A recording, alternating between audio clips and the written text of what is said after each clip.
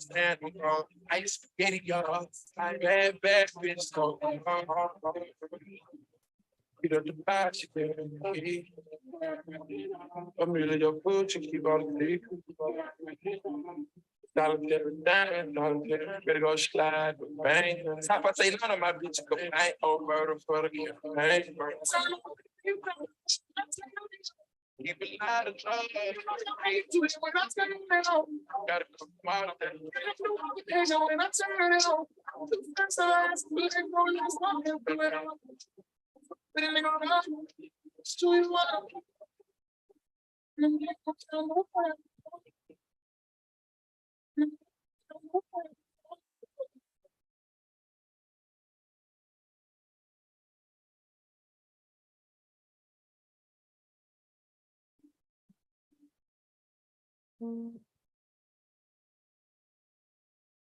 You run down the window. Just wanna go in.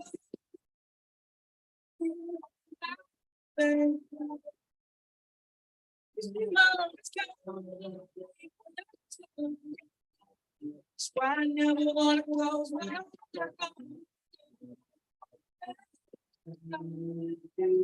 Feel right in the air.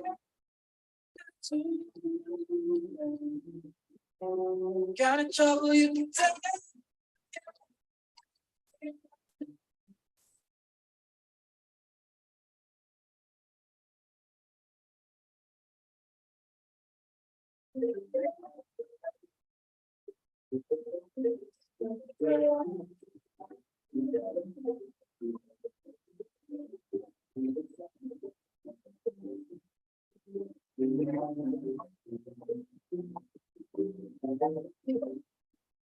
Me turning your jacket down, shoot up, shoot down, shoot down. Dress it up, you never black out. I would chase the place.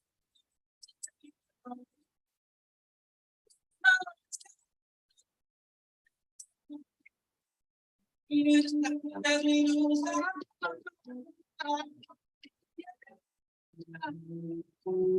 beat her right in the air. Stuck the kind of trouble you can tell.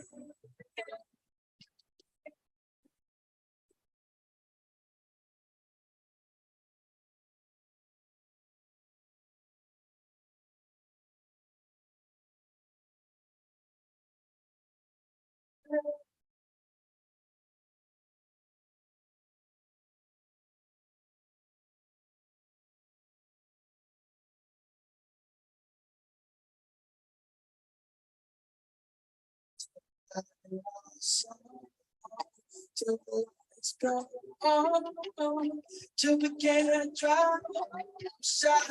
Give me more, give me more. To create a song. Give me more, give me more. Yeah, give me more, give me more.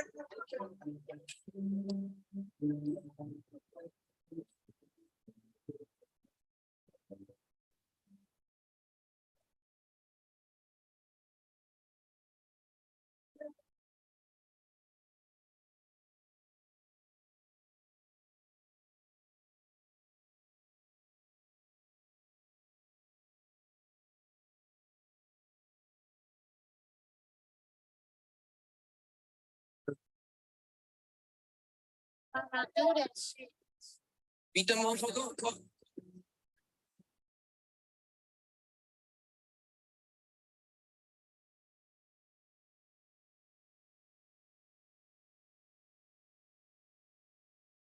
When I'm in my double R, I got pounds in the trunk. I got hella of the shrooms, you can get them if you want. I be in some Croc slippers, hopping right off the plane. Ain't fucking with you niggas.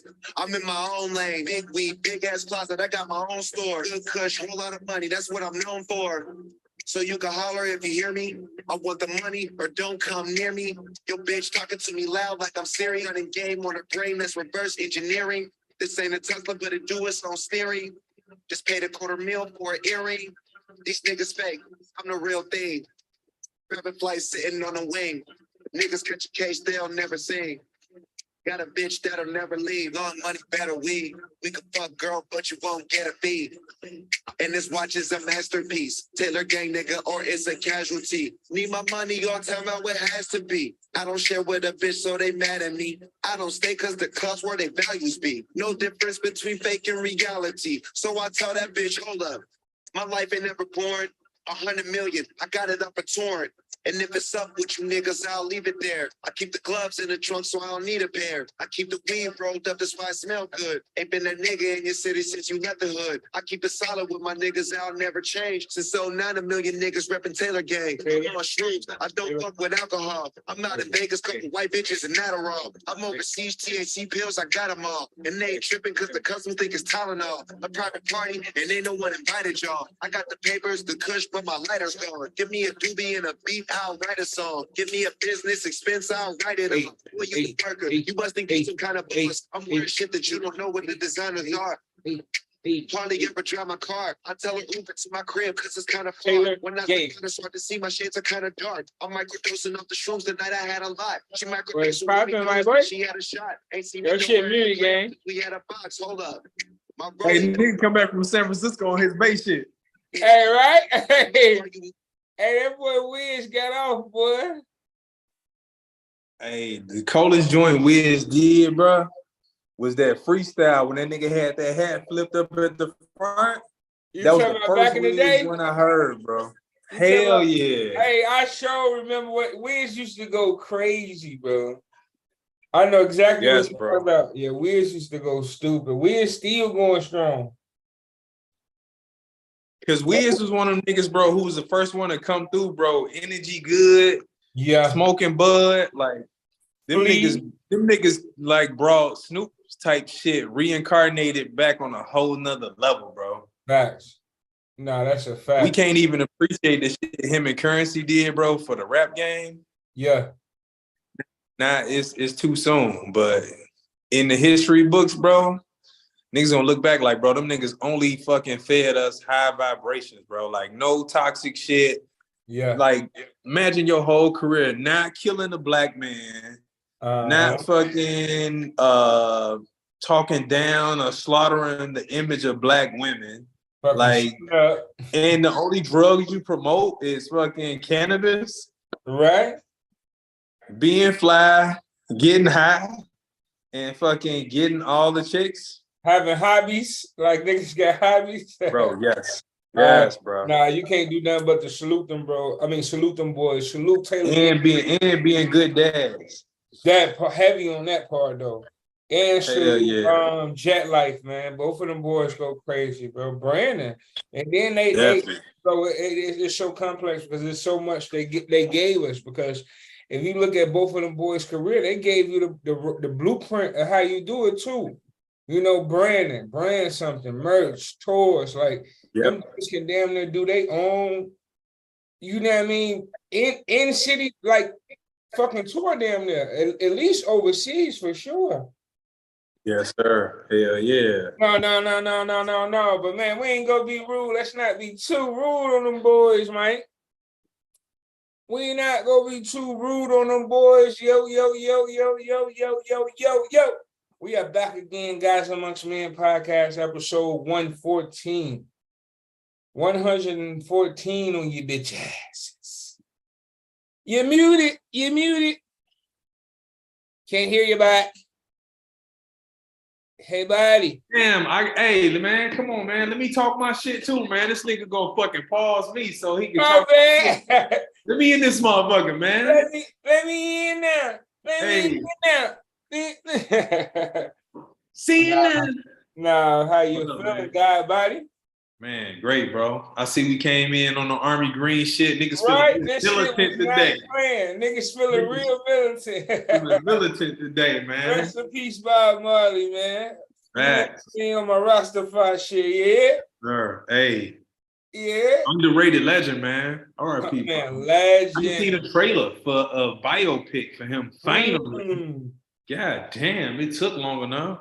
No, I seen the great documentary, bro, on him on Netflix a while back, man. Great dude, bro. Great dude.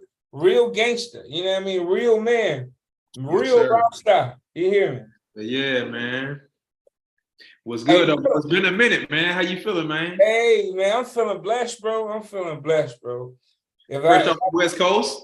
Yeah, you know, fresh off the West Coast, you hear me? Hey, all I was missing was my Chucks, but they definitely got me. Cali definitely got a hold of me, bro. Napa, man, it was a great time, bro. Fucking sun, you know what I mean? Fucking the mountains, yeah, just relaxing. Vibes, the vibes over there. The vibes, you know what I mean? Adult trip, bro. But I seen the wildest shit of my life, of all the downtown experiences I've had. Yeah. Downtown San Francisco, bro, was the worst place I ever seen. So it was so bad. Me and my wife, we Googled what location we was at. They say we was in the theater district. When I say the homeless problem is an understatement, bro, it was piles of shit everywhere. They had security patrolling the fucking businesses outside. You know how no had security inside? They had like at the door or whatever. Yeah. They had motherfuckers outside walking around. Outside, shorty, posted. Like they selling something. That's how bad the homeless problem is. Was it? Hey, did y'all see like the trolleys and shit and the fucking Yeah. Now, I ain't gonna hold you though, because we drove through another part of San Francisco, bro. The fucking the layout, the architecture, like shit's so different. It's crazy. You know what I mean? They got the electrical grid that the trolleys run on and all that. Yeah. Fucking super Healy. Like, I'm like, bro, how you ride a bike on this shit? Like skateboarders, like, bro, that big ass hill, you fucking around fall, boy. You say San Francisco so fucking expensive, bro. It's ridiculous, man. I could, bro. Anybody that's North California, bro. I could believe it, bro. They paying for the regular people.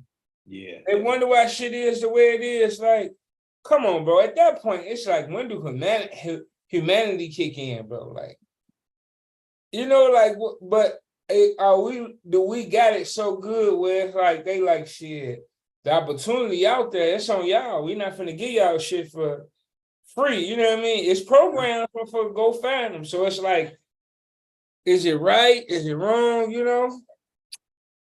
I mean, it'd be hard, bro. It's complex because once you there, right? Like, regardless of what, like, because how can a homeless person travel to a more economically friendly place? You know what I'm saying? And especially if they ain't mentally right? Yeah, hell yeah, bro. Once you add, because just being homeless for extended period of time gonna add a mental illness to you. If you didn't have one, you're gonna develop one. So I can see that. I'm saying it's an endless loop, but it's a complex situation, bro. Yeah, but it's too many motherfuckers getting money out there for it to be so many homeless people. The way you describing it, bro, it's just like what's really in place and how we really raising awareness on that when the headlines should be shit like that versus fucking what's happening somewhere else that we can't do shit about. Yeah. Exactly. Yeah. I really think it, you know, we need to be more money, more resources, or more volunteer work in the mental health space. Like, I think as much as mental health we talk, you know, it should be each state should have a budget. They should up their budget for the mental institutions, because when you put these unstable people back out into the environment, bro, it only leads to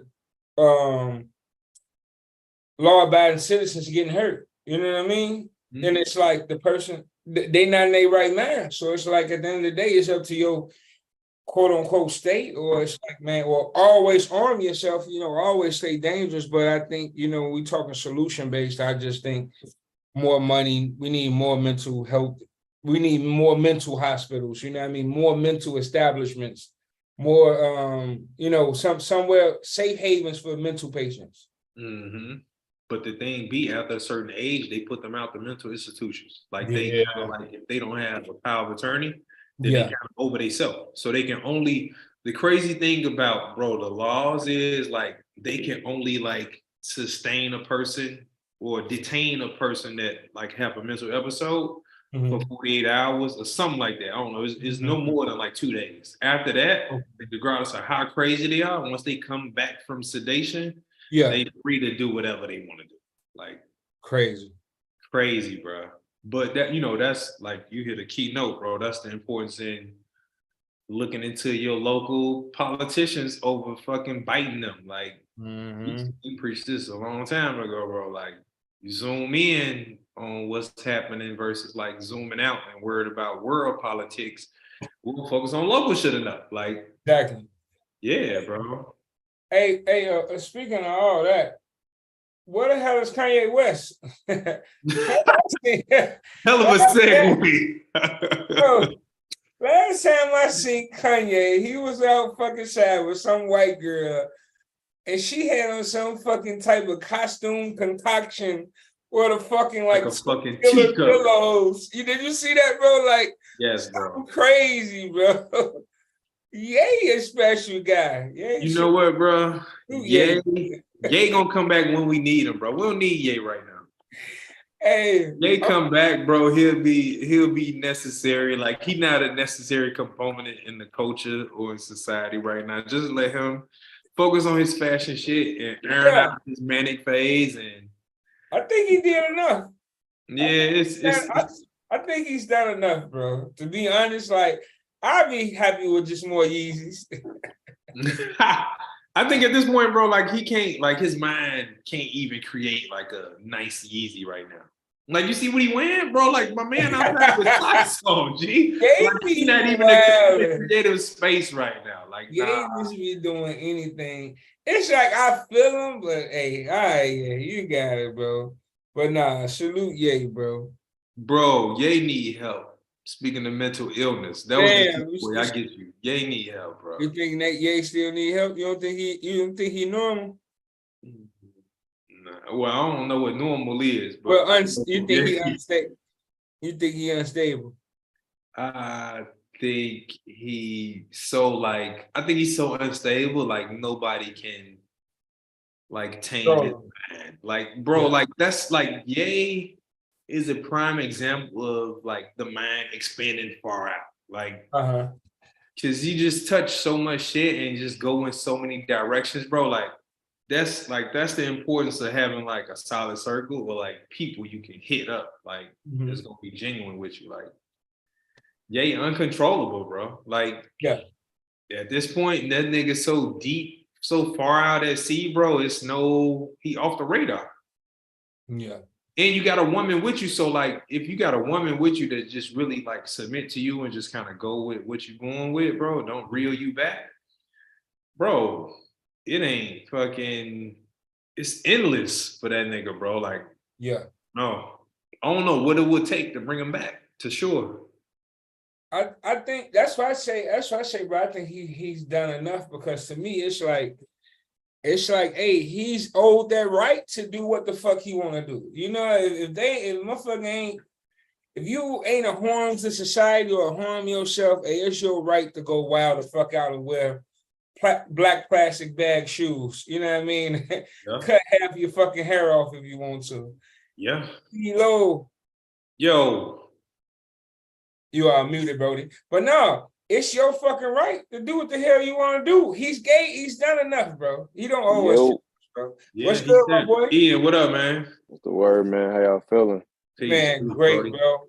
We sitting there chopping it up about Ye, man. We was talking about mental health, and then we was talking about what Kanye at. And I'm like, man, last time I saw Kanye, this boy was outside with some white chick had a teacup head on. Yeah, something crazy. But I felt like he's gave the public enough where it's like he's owed the right to fucking do what he want to do, long as he ain't hurting no fucking body. You know what I mean? Yeah, but but you know how we are, bro. Like, we look at potential, right? We be expecting so much more from people, bro. But he a human, bro. Like, you know, we can only go off what he fucking exudes out. Like, if he done, but I would love to see some dope ass another pair of Yeezys, or like him. Bitches run small. Motherfucker did not tell me them bitches run small. Bitches do run small. My zebras, bro, hurt, bro. Hey, Ian, bro, I was on the couch pulling the bitches foot in the air, pulling the bitches too hard. Yeah. Hey, but no, how you been, bro? How you been? What's up, man? What's been up, man? It's part 2. Y'all know if you've been on the fucking rock and you fucking finally came back to your senses, this is part 2. I haven't stopped bumping the fucking song, bro. Like I said, Oh man, appreciate that, dog. literally bro. bumping on the regular, bro. Like, and then Man. it's so crazy. I wouldn't copped it on fucking iTunes, right? Like it's the only Word. fucking song I done brought in 100 years. Like I just stream every fucking thing, but I wouldn't Man. brought it because of course I support my people. And every time I Appreciate that. get in the car, that motherfucker just play automatic. I'm like, bro, why the fuck did the song play? So you got an extra 10, about 20 streams from me, bro. Yeah, Hey man, I appreciate that, man. Get as many streams. You know, the streaming world is crazy. You gotta Run that shit up. You gotta run it Bro, up. It's gotta be a rotation. Cheat, bro. They cheating. The tech They people cheating, lying. man. They lying, G. Ain't no They way. cheating, man. That shit don't make sense, bro. They crazy. That's why so many people starting to move off of that shit, man. But I appreciate you streaming it, listening to it, even being on here for a part 2. I've been, you know, a lot of people been like listening to the podcast or whatever. Like, man, when y'all getting back on? Because they know my ass was in motion and shit and all over the damn place. But now I'm finally sitting still. But everything been good, bro. I just been at the crib and really like shut everything down work-wise, because I know when I came in that day that I was on the podcast with y'all the first time, that was the day I was supposed to be filming a video.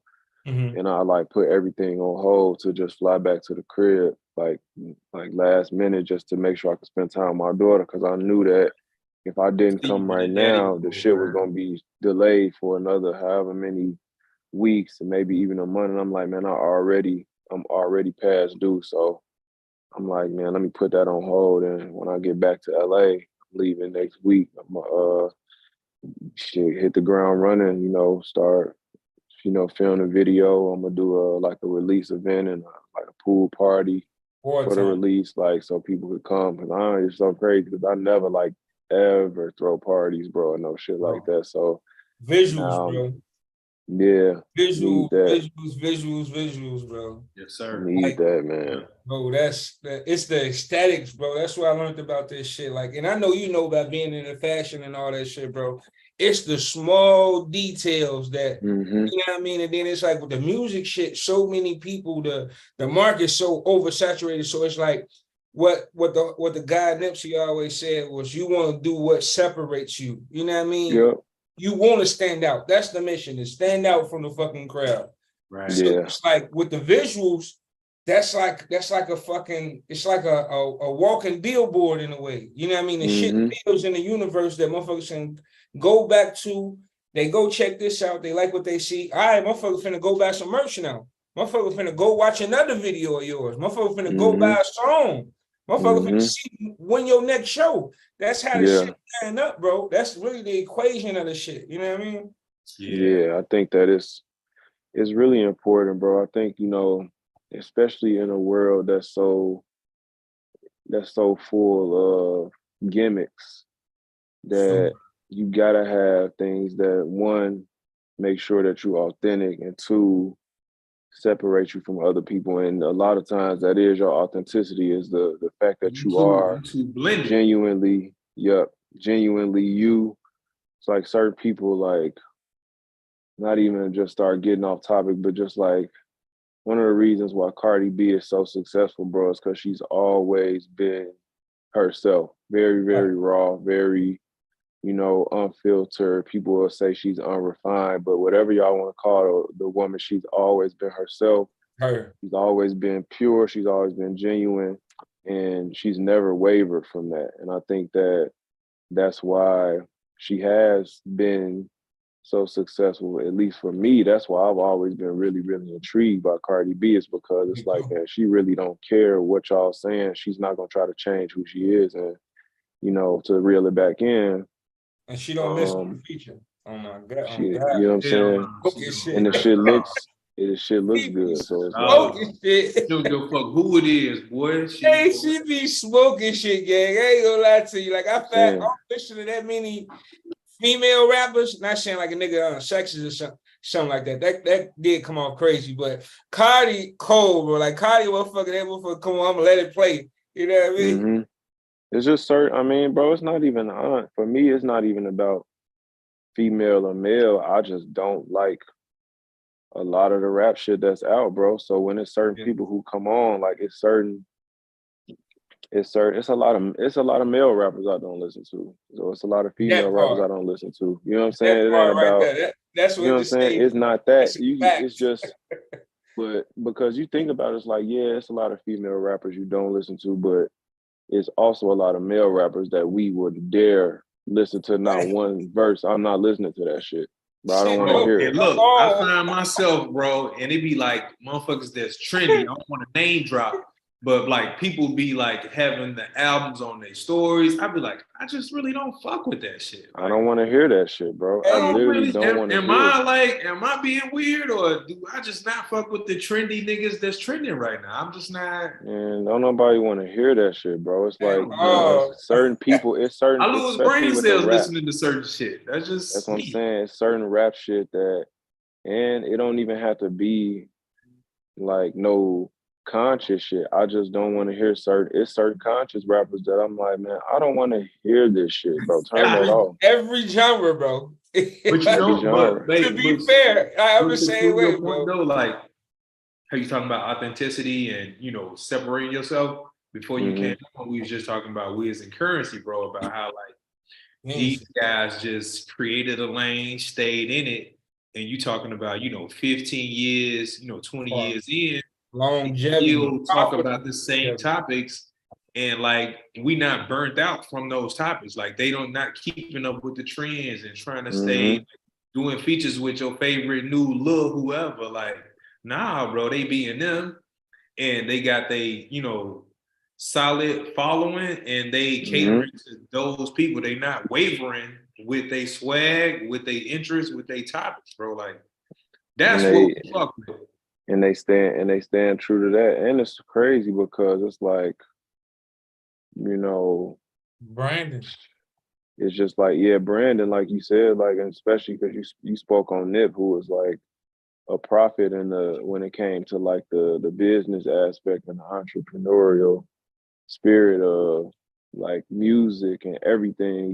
He really spoke about a lot of stuff that people weren't tapped into yet, especially from our generation. But to piggyback off what you said when we first got on here, bro, you a walking billboard. It's a book that I'm reading right now, and I'm actually taking my time with it. It's called The 22 Immutable Laws of Branding.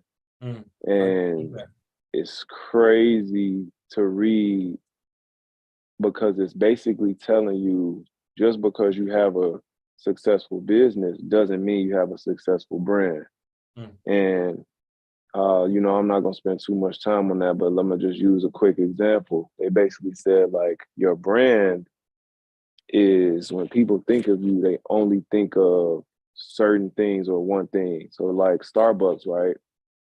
They said they spoke on Starbucks because Starbucks makes a lot of money every day, right? Every second, every minute, every day.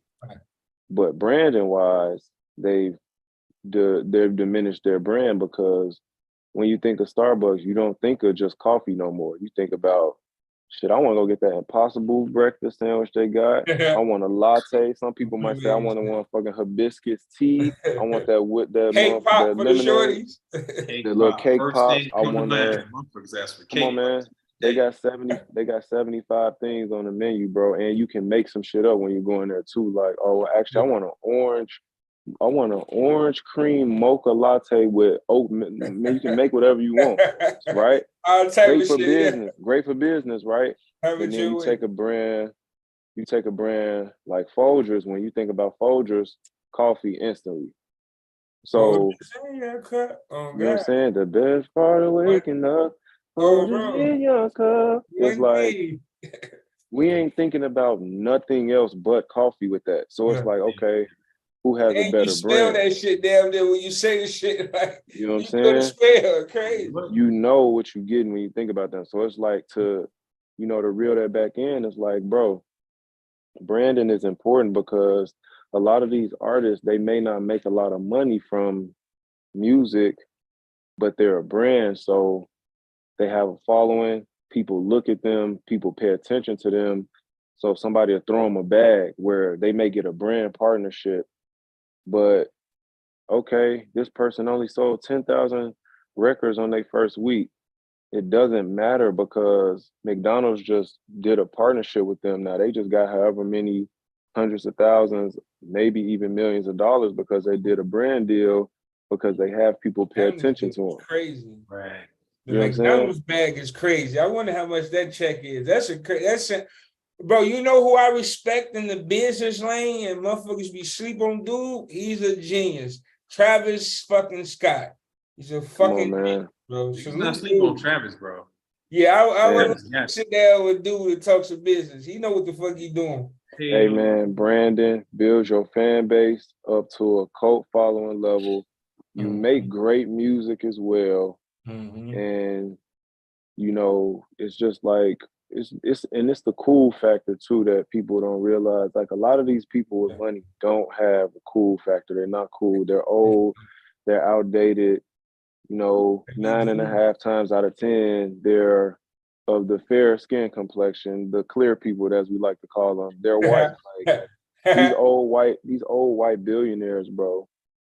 They look at us and they be like, man, I can't tell you how many times I've been sitting in Soho House or, you know, in a restaurant and somebody just come up to me like, man, like, I just wanted to tell you that you guys look really cool, or, you know, and you know that with the entitlement and the white privilege, they feel like they just could just come in and just start talking to you. So you could be having a serious that you could be in the middle of an argument. Bro, I've been in the middle of an argument with my girl, like on some chill shit, but we definitely arguing like a motherfucker in a restaurant. And it's like, they come up and say, I'm so sorry. I just want to tell you guys, you look so cool, or you guys look so hot, or you blah, blah, blah. Yeah. And then sometimes they go about their day, sometimes they stay, especially if you in Soho House, they be like, what are you guys celebrating today? Or, you know, what do you guys do? What brought you here?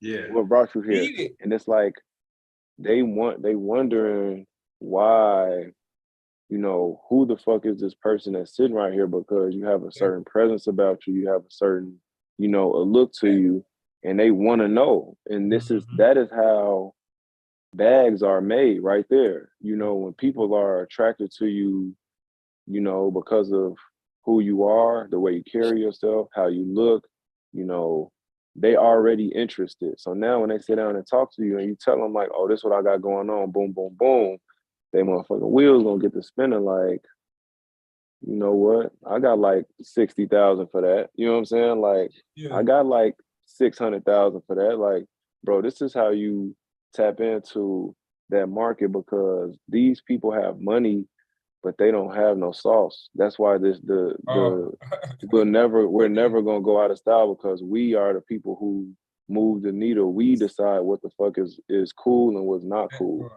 That's just how the shit is. It's gonna be like that, and it's always been like that. You gotta take a note out of their book too, because they move on what they're interested in, and then they'll come to you like how you just said and ask you, "Hey, tell me what made me interested in you," because I don't even know. It's like, I don't know what what's it is. interesting about you, because I'm just here, and then explain. It's something that brought me over to you.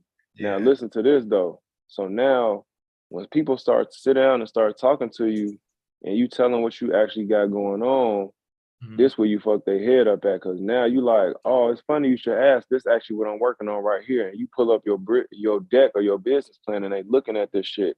And they fucking mind explodes, because now they like, damn, I was just talking to my business partners about how I wanted to do something in the music space, or I wanted to do something in the film space, or the fashion space, or the culture space, meaning they want to be a part of Black culture, but they don't know where to start, because they see their business partners are already have been doing this for however many months or years. They know they're behind, so they've been trying to figure out what they can do.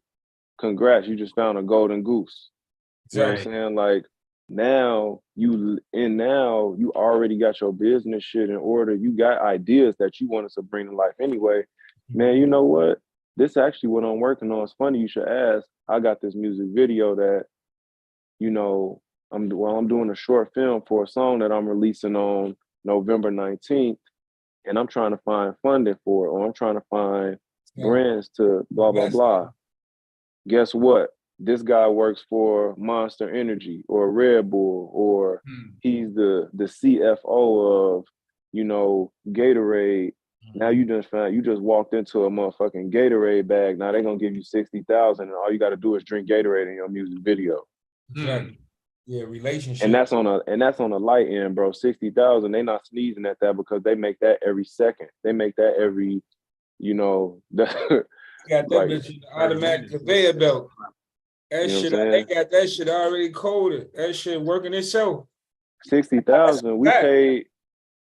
We paid 600,000 for a 25-second commercial for the Super Bowl.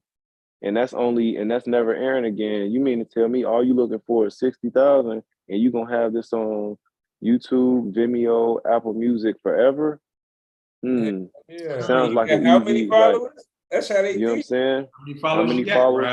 Right. Or even more importantly, how much engagement do you have? Because some people may have a lot of followers, but their followers don't engage or they don't necessarily get visibility. But if you show them your stats and however many percent of your followers actually look at what you post, they actually comment on it, they actually go back and play it and share it. This is why this shit is so important to, and it's like a chore nowadays, but you really got to use your social media because, and this is something that I had to teach myself and actually hold a gun to my own head, like, no, motherfucker, we doing this shit because it's like the shit matters now. It's free marketing, you know? It's free branding, it's free billboards. Fucking content.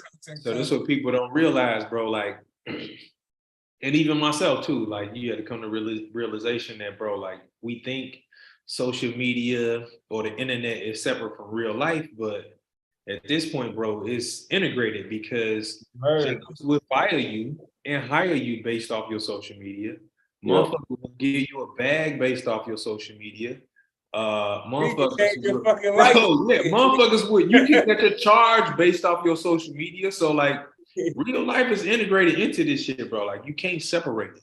Yeah, you definitely got to now what you do have control over how you portray yourself on social media. Now that's what I think people mean when they say it's not real. Part. It's definitely real. You have control over what you put up because if I'm always in a club or always doing X, Y, and Z, or you an outside nigga, if I'm always in the studio and I'm always posting pictures with artists, or all you do is see me in, you know, in guitar lessons and working on this shit, oh, this motherfucker really be, you know, getting to it. If I'm always with my child and my family, blah, blah, blah. If I'm always with it, but like, if I'm always posting pictures with big booty strippers, it's like, oh, well, we see what type of person this is. But it's like, you can really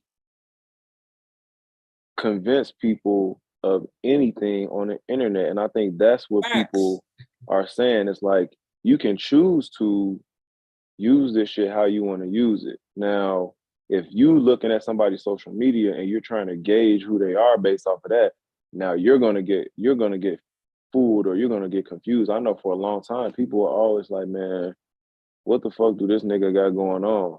I never posted no basketball shit when I was playing overseas.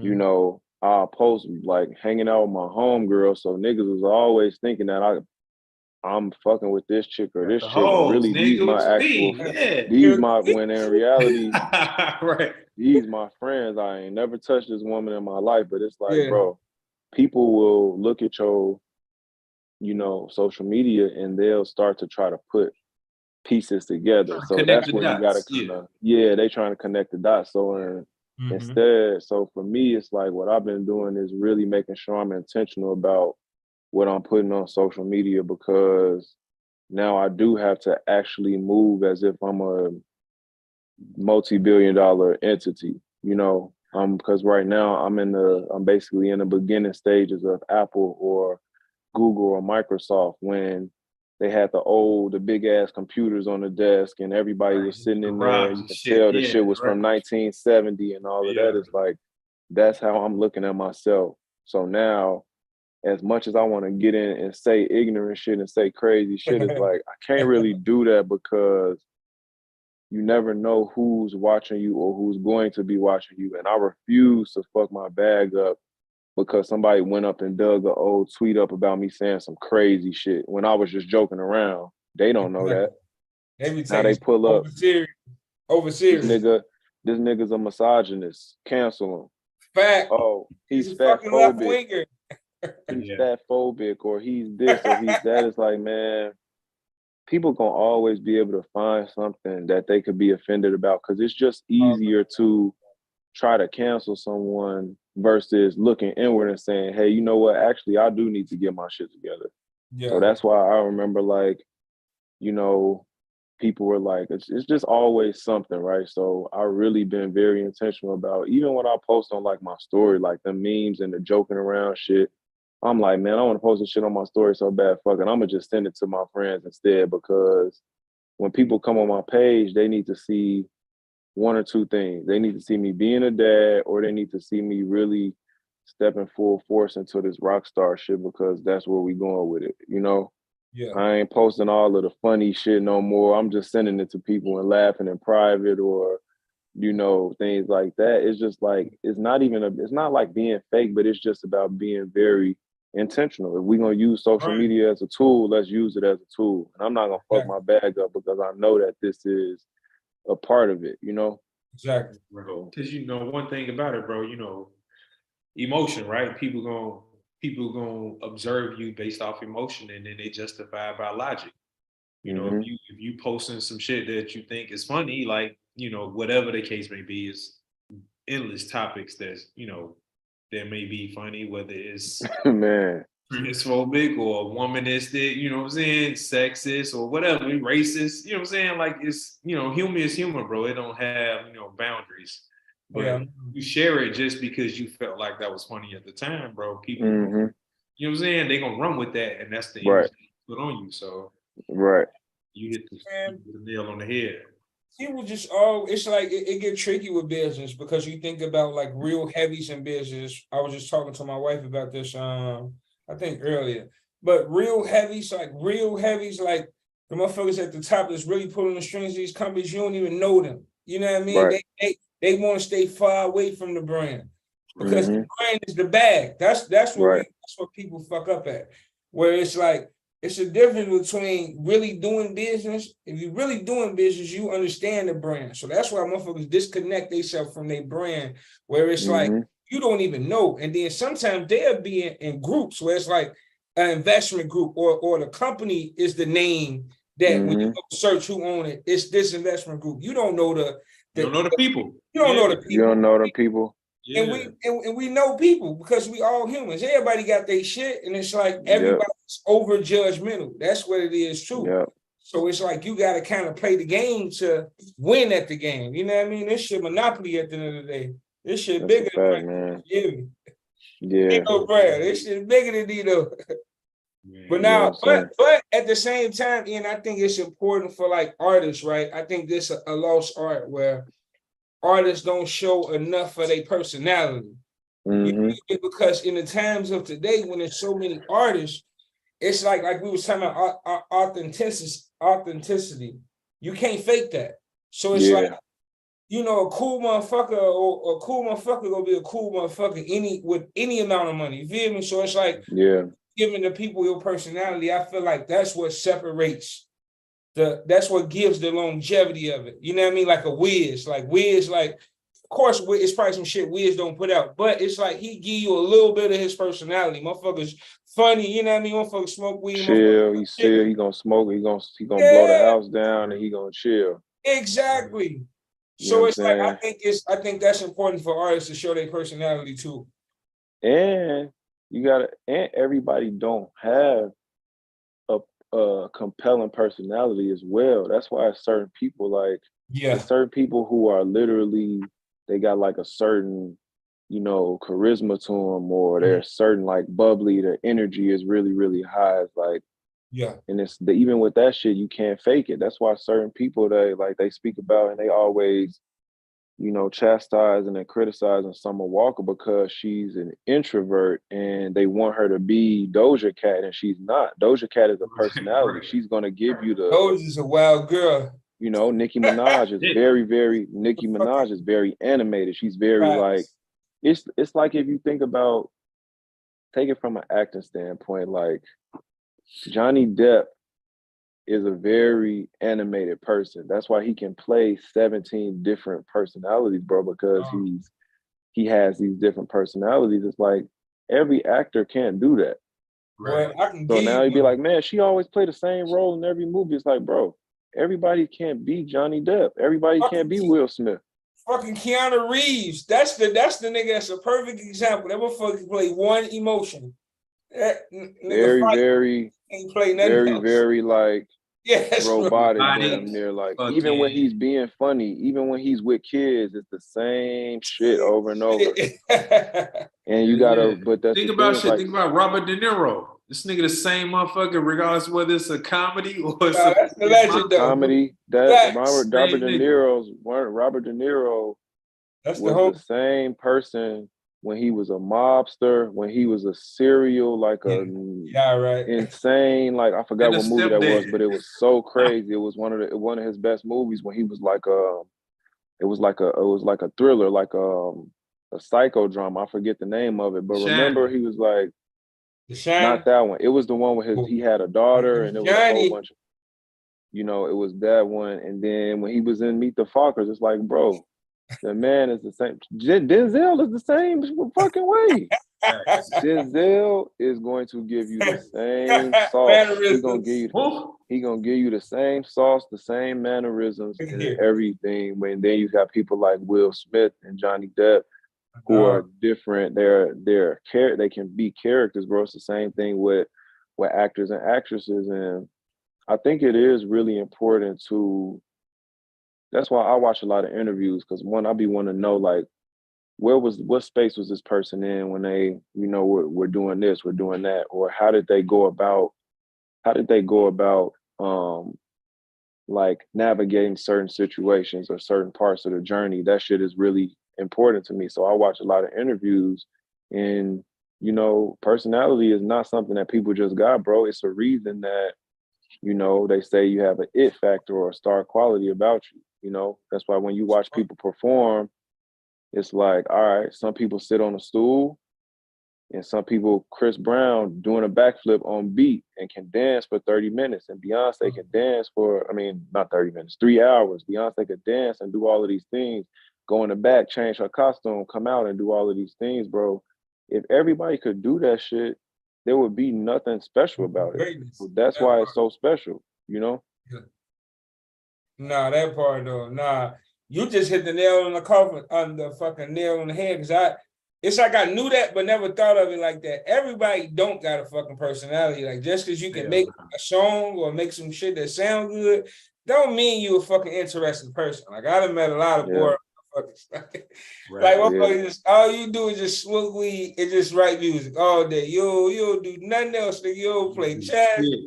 Yeah, everybody not gonna have people gonna have songs that sound good in the studio or on the radio, but they're not gonna be able to go perform live. Like performing live is a whole different beast. Sitting in front, sitting on that stage with the stripped down vocals and actually singing is different.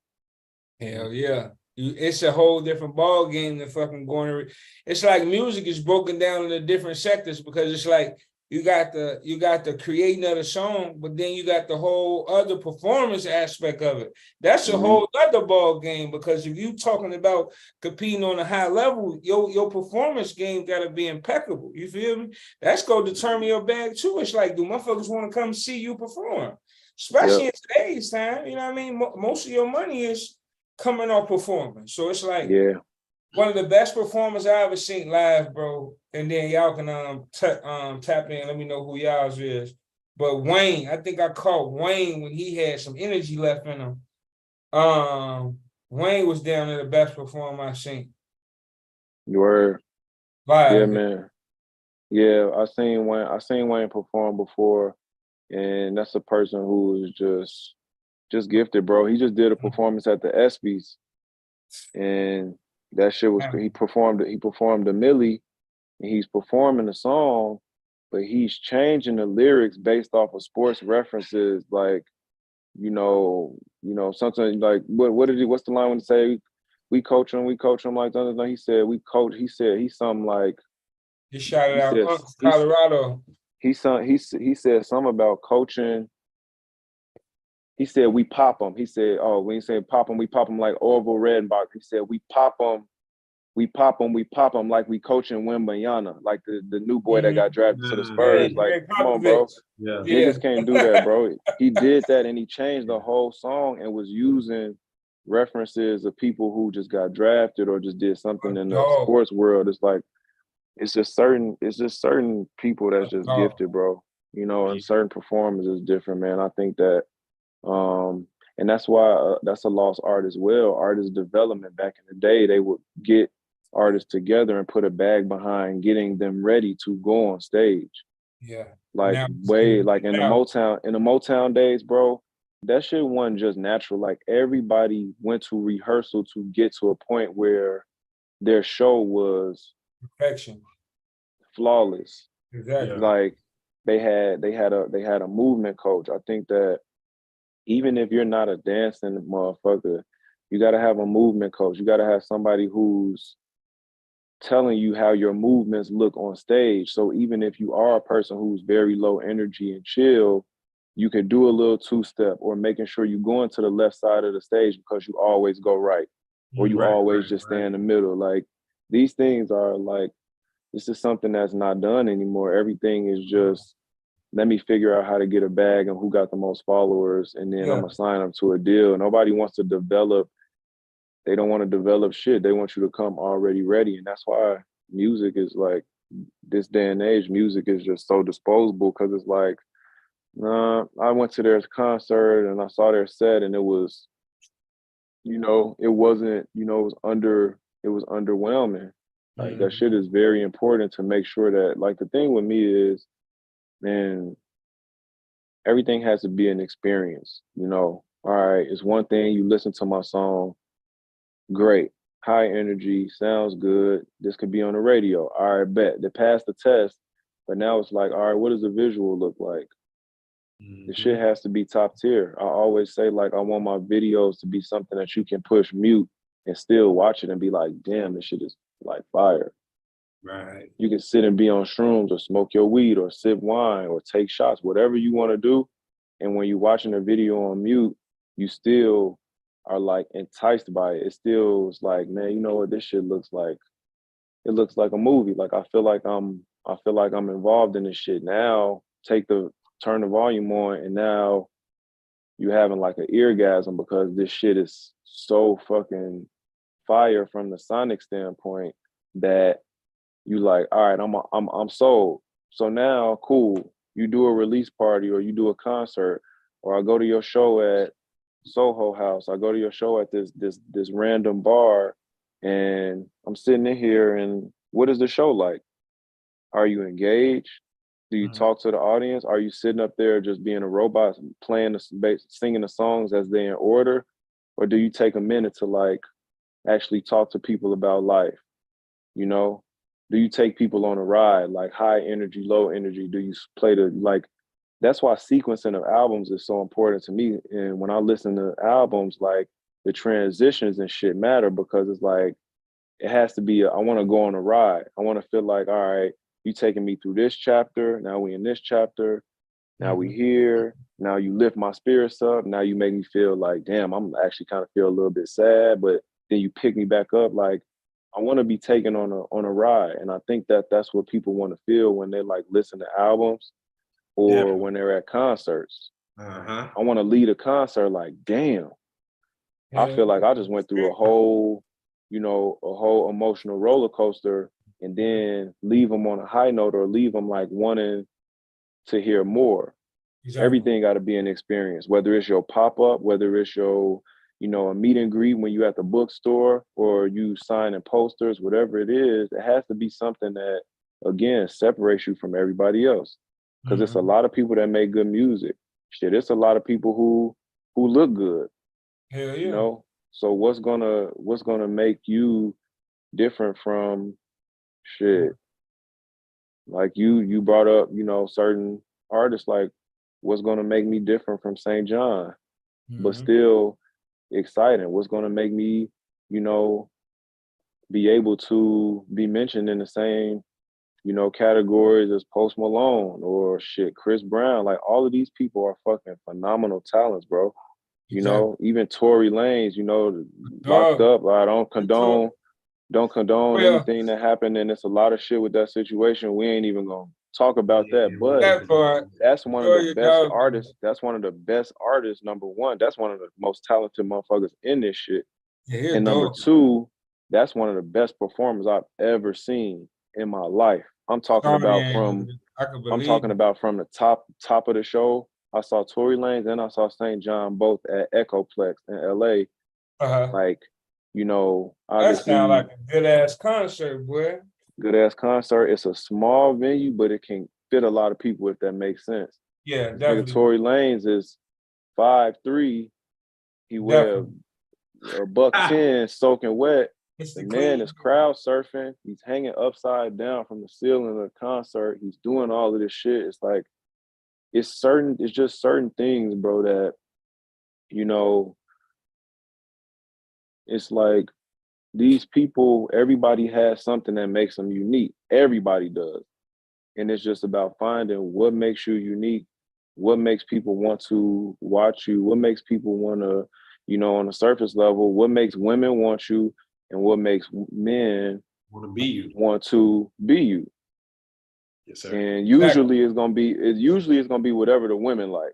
You know what I'm saying? Like, all right, this nigga got swag, this nigga got this. Like, he got, you know, the way he carry himself, or he seemed like a real nigga, like whatever it is, bro. Because it's just like certain shit, you know, that people don't talk about enough, but everybody has something, you know. Everybody has something that makes them unique. Some people don't know what it is, some people don't want to embrace it, and some people don't necessarily know how to embrace it. So that's also something that I'm kind of being very, very aware of as I'm like figuring out visuals. What does this look like? You know, what does the aesthetic look like? And not trying to be anything else, but just a better version of myself, basically.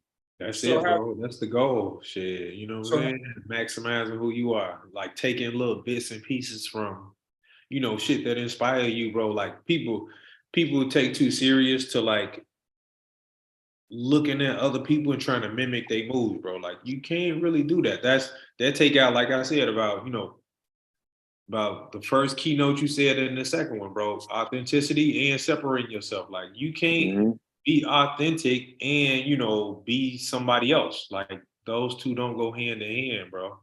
So, you know, like you take little small intricacies of other people that inspire you, bro, and just keep moving in your path. Like I can't take the same route another motherfucker took. Like, for instance, Guys Amongst Men, bro, we not going to Earn Your Leisure route. We not going the nobody route. Like we taking bits and pieces from everybody that, you know, that's successful, that we admire, that inspire us, and shit, we taking our own route. Facts. That's a fact, though. Templating other people's models, bro, like don't work, you know, as far as like a business standpoint, because the only thing that's going to bring a core audience to a brand is authenticity first. Yep. Hey, did y'all start shooting? Have you started shooting anything yet, or you just got like what stage you in with the video? We actually, it's crazy because I was going to try to shoot it that day I left, but right now we got location, wardrobe is been taken care of, and the last thing we were trying to figure out who was going to be the girl in the video. Yeah, I was going to ask you that. I know you was so I think we got it locked in. Really, really fire. Like, do models exist? Like, do local models exist still? Because I felt myself, right? We having and not to cut your wisdom. Oh, yeah, true. my bad. You good. My bad, Brody. Yeah, we have an event August 5th, right? So I'm here to reach out to a couple of my people, like, hey, bro, y'all know any local models, right? You know, for aesthetics and for vibes.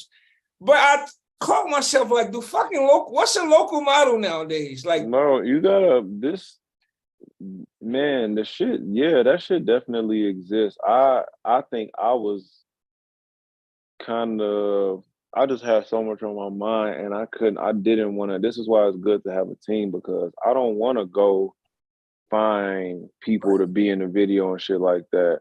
You know, but yeah. right now a lot of this shit I do have to be hands-on with. But I was I was forgetting so many people who I'm like, you know what, damn, they live in LA too. They could be in it. Like they could be in it, they could be in it. But they Facts. definitely they have local models, bro.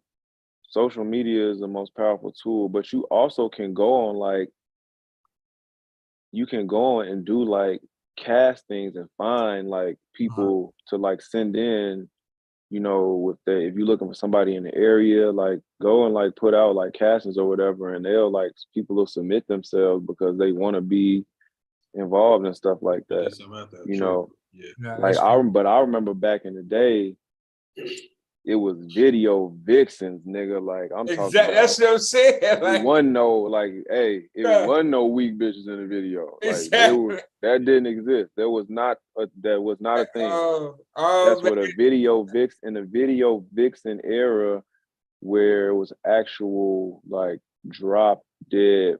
I'm talking about 10 out of 10 women. And now it's a little bit different. I mean, to each his own. I'm not saying I'm think beauty is in the eye of the beholder as well, but it's all about what you want. But it's different ways to, it's just like inviting people to things. Like it's different ways to do it. You can use social media, you can use word of mouth, you can actually put out an ad, you can go on and they got so many casting websites that you can use. But I'm definitely like in the right now what we just doing is we figuring out the sequence of the video, and my manager, she called me yesterday actually, and she was like, yo, we should do a pool party.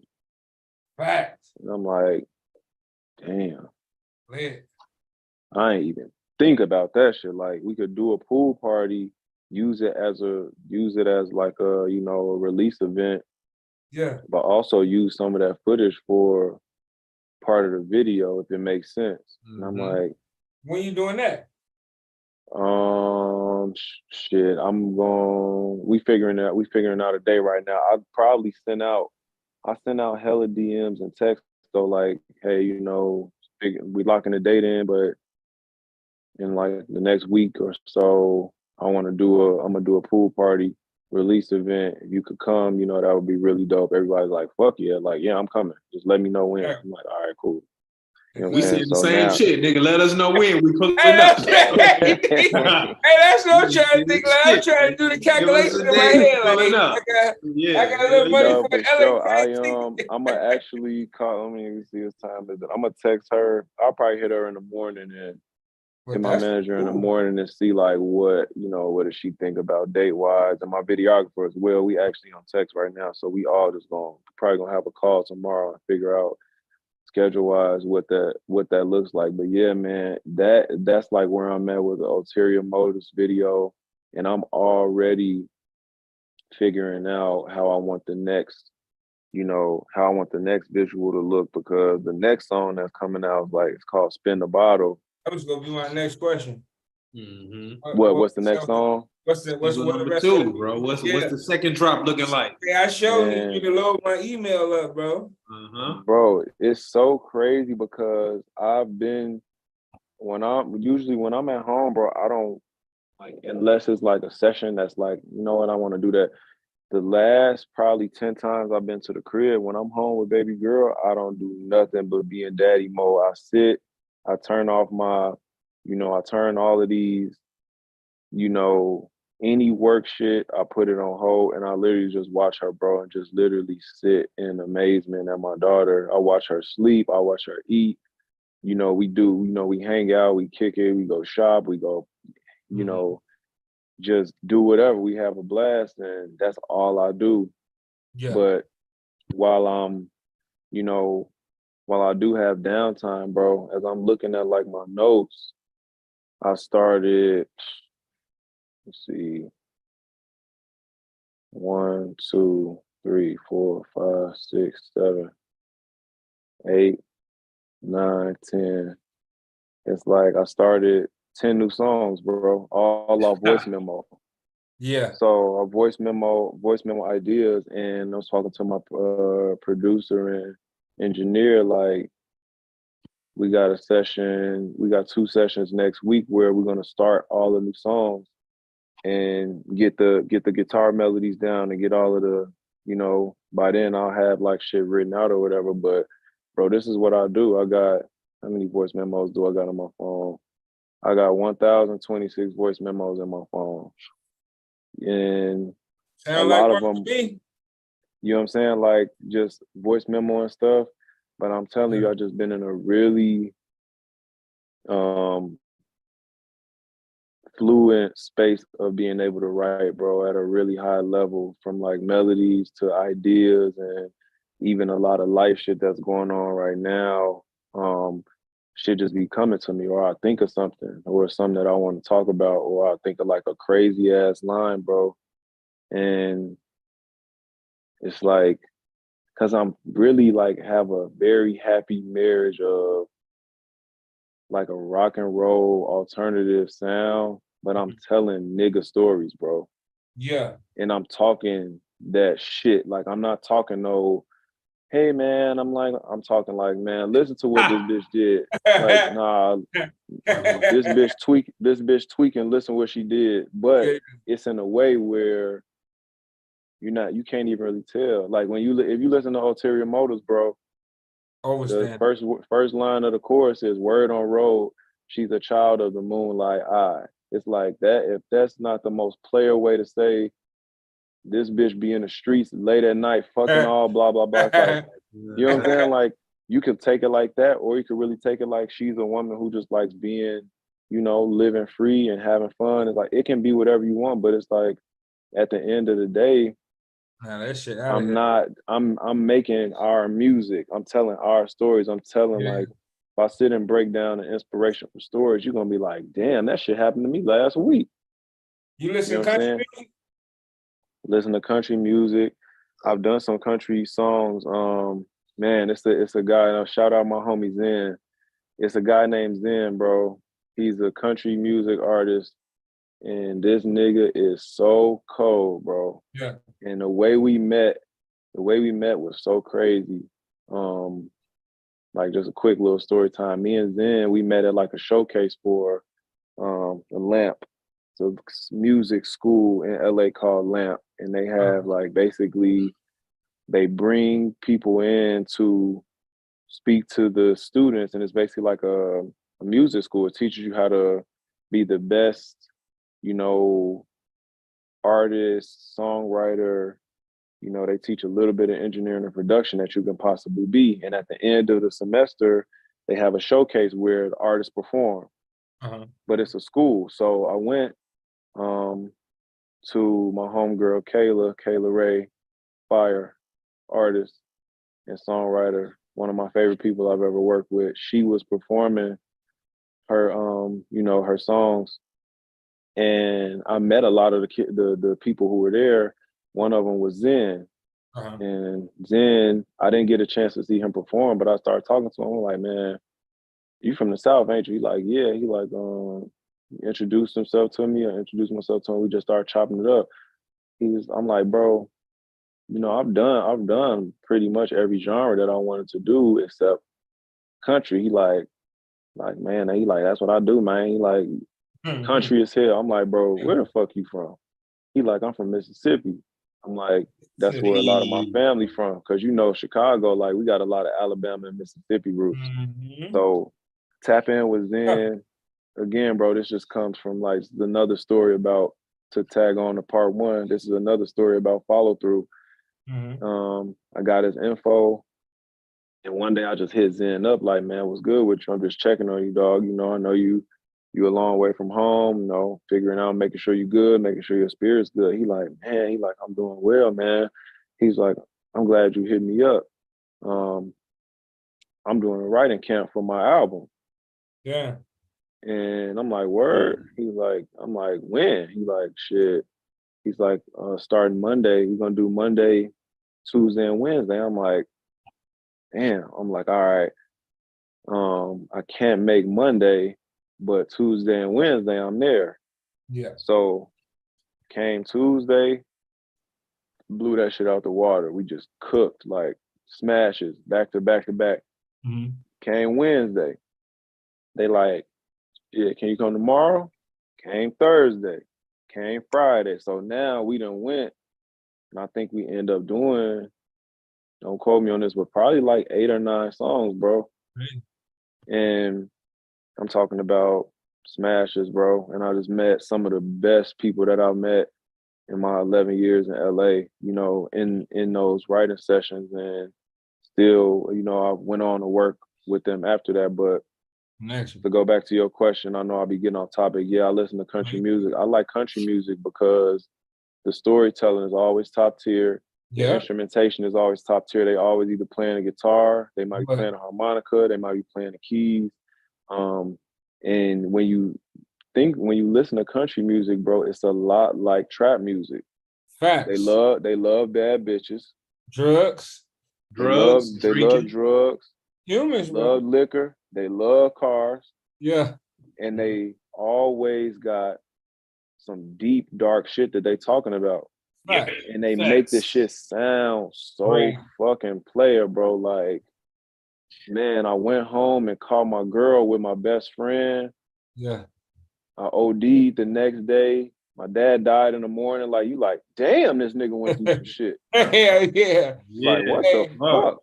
Nah, that's all in harmony too. I'm talking about singing their ass off, bro. Now that's why I asked that, bro, because it's great storytelling in our country. Yeah, man. I think storytelling, like we in the business of telling stories, bro. The better you can tell stories and you can draw people in, the longer you gonna more. Be. Yeah. So the second release, I mean, but again, I'm to go back to what you asked. It's like, bro, every time I go in the studio, I make my new favorite song, and that shit is like, yeah. I'm fucking my rollout up because I'm like, actually, let me release that one next. Like, all right, now put this one. It's gonna be the 4th song. Like, all right, move that to 6. It's like, so, but the song I'm releasing next, I'm hell bent on releasing. We got that locked in. It's called "Spin the Bottle." Yeah. If you want, I'll play y'all a little snippet of it so you can. Hell yeah! Come on, bro. Hey, hell yeah! We definitely need that. But no, hey, so before you do that, what's up with the merch too? Nigga need a shirt, motherfucker. Trucker for had sure. That's another thing we got like. Bro, don't my bad, Elo. Bro, don't let I know your team is impeccable, bro. Don't let that fucking bro, y'all got something, bro. That's a fucking that's a potential to be a masterpiece, bro. Cause everybody can relate to the shit. Yeah. So you can relate to it, or the shit just catchy, bro. It's catchy as fuck, bro. Yeah, I think I'm figuring out. I'm still, man. It's like I got a lot of shit done, but I'm still getting, I'm still playing with logos and stuff and playing with merch. But definitely by the time the video drops and by the time that the second song comes out, I'm definitely gonna have a bunch of merch for Ulterior Motives and a bunch of like Ian Pink stuff for people to like grab, because that's probably gonna be one of my favorite parts of the whole thing is creating a merch, making sure it's something that looks fire and you can wear that shit out, like going out, you can wear it chilling, you can work out in it, whatever it is. It's something that just looks cool. And I gotta, my ideas is just all over the place, but definitely merch is also something that's in the works, along with visuals and then figuring out the rest of the songs, man. But like this shit is crazy because I was looking at like the analytics and stuff, and the numbers are going up. But for me, more importantly, I'm looking at that people in Paris listening to the song, people in Denmark, that shit. fucking that shit out of here, boy. Amsterdam, they listen to it in like London, of course, like Manchester, all over the UK and like Ireland. It's like, damn, Bro, that's that shit really what outta the here. fuck I'm excited about because I'm so thirsty, bro, to go on tour. Like, it's not But even funny. bro, that shit, No. bro, you out of here, bro. That's what I'm like. That's Inspiration, what I'm bro. excited. And it's like, what'd you say, D? I was saying that's gonna bring a whole different inspiration to the art, bro. Like Yeah, internationally touring, bro. Man, bro. that's Man, Mike, all. let me get a nigga, let me get 100 fans in London. I'm gonna go do a show Bro, what? But in the little out of venue. Like, here. I'm Yeah, a And yeah. that hunt, bro. And then what's crazy though, it sound like, well, fuck that. That's how it happens. Like I seen this interview, so I used to be into the music shit like real heavy. So it's like mm-hmm. I was a motherfucker that like fucking like you say interviews, like I'm talking about in and out. That's what I did. Listen to interviews and shit. So one of the motherfuckers that I always paid attention to was Future. Motherfuckers see Mm-hmm. Future now, and niggas be like, "Oh yeah, Future."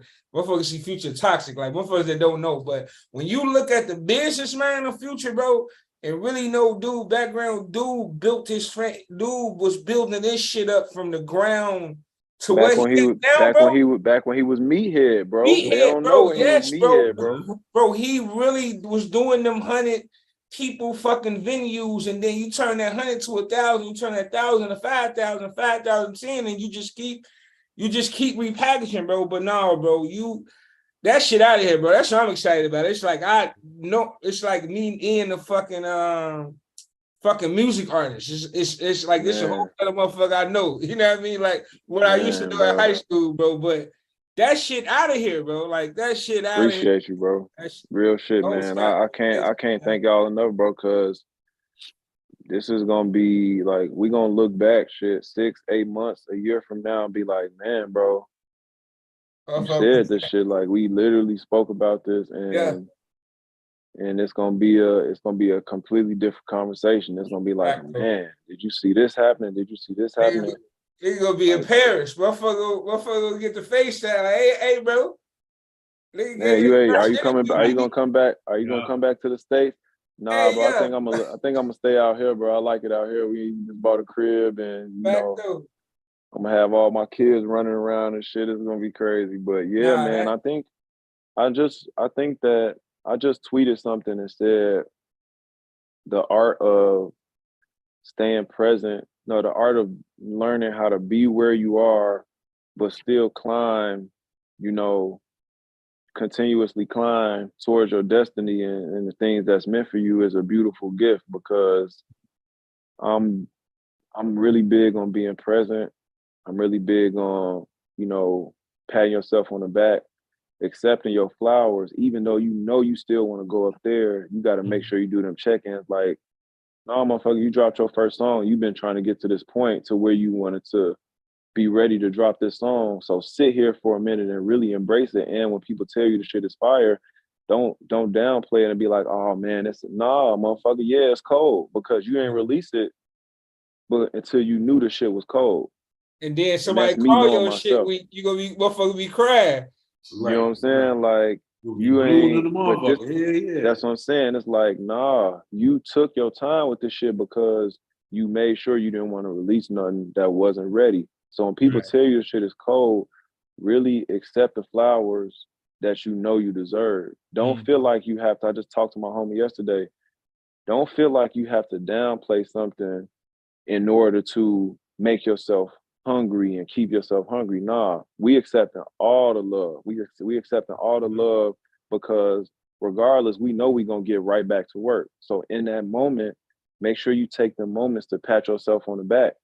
And I also say, like, I made a promise to myself 20 years ago that I would only be my toughest critic if I was my biggest fan as well. That's something you really got to think about, bro. Because it's like, nah, I need to do this better. I need to do this better. I need to do this better. Okay, that's cool. Do all of that. But when you do kill some shit, you got to look in the mirror like, nigga, you just smoked that shit. Yeah. You know what I'm saying? And I think that's like where I'm at right now with shit. Is like I'm fine with accepting the praise and the love and the quote unquote dick riding and all of that. Whatever you want to call it, I'm cool with accepting all of that love because I know I earned it because of how many times I looked at myself in the mirror and said, that's not good enough. Right. Throw it out. Do it again.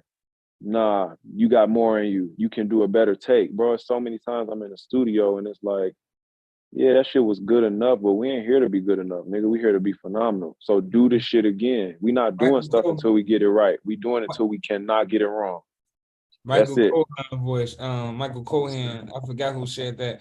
Motherfucker, I think Nori. Nori was talking to Michael Cohen. You know, I'm fucking pronouncing his name wrong. Leor Cohen. Leor. I'm saying fucking Quaron Michael. or whatever his name Who is. the Yeah, fuck is Michael Cohen? Leor. Yeah. But Nori was saying that Leor was like, it's a billion fucking, it's a trillion fucking good songs.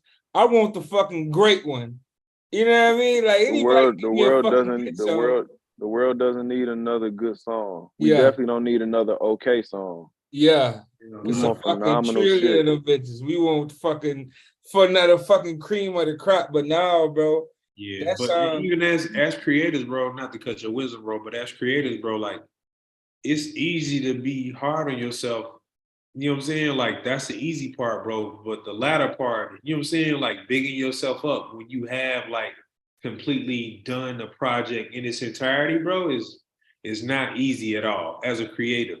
Like you Especially can't because they really, like, teach us tell to, yourself, job well done, bro. I don't know why, yeah. but that's You know why? Because they teach us that when you give yourself, don't do that. Let other people wait for other people to praise you, because when you give yourself praise, you get too arrogant, bro. Yeah. Fuck all that. I'm not sitting around waiting on somebody to praise me. I'm gonna tell myself good job, because I earned the right to do that, because I looked in the mirror again and criticized myself and ridiculed myself and tore myself down so that I can make sure the next time was better and only accepted the best from myself. So when I do a great job, I'm gonna pat myself on the back, and yeah, I am gonna tell motherfuckers how cold I am, and I'm gonna show them how cold I am. That's why Kanye was spazzing out, telling people like, what did he say? Like, I just told you who I thought I was. I'm God. Oh my God.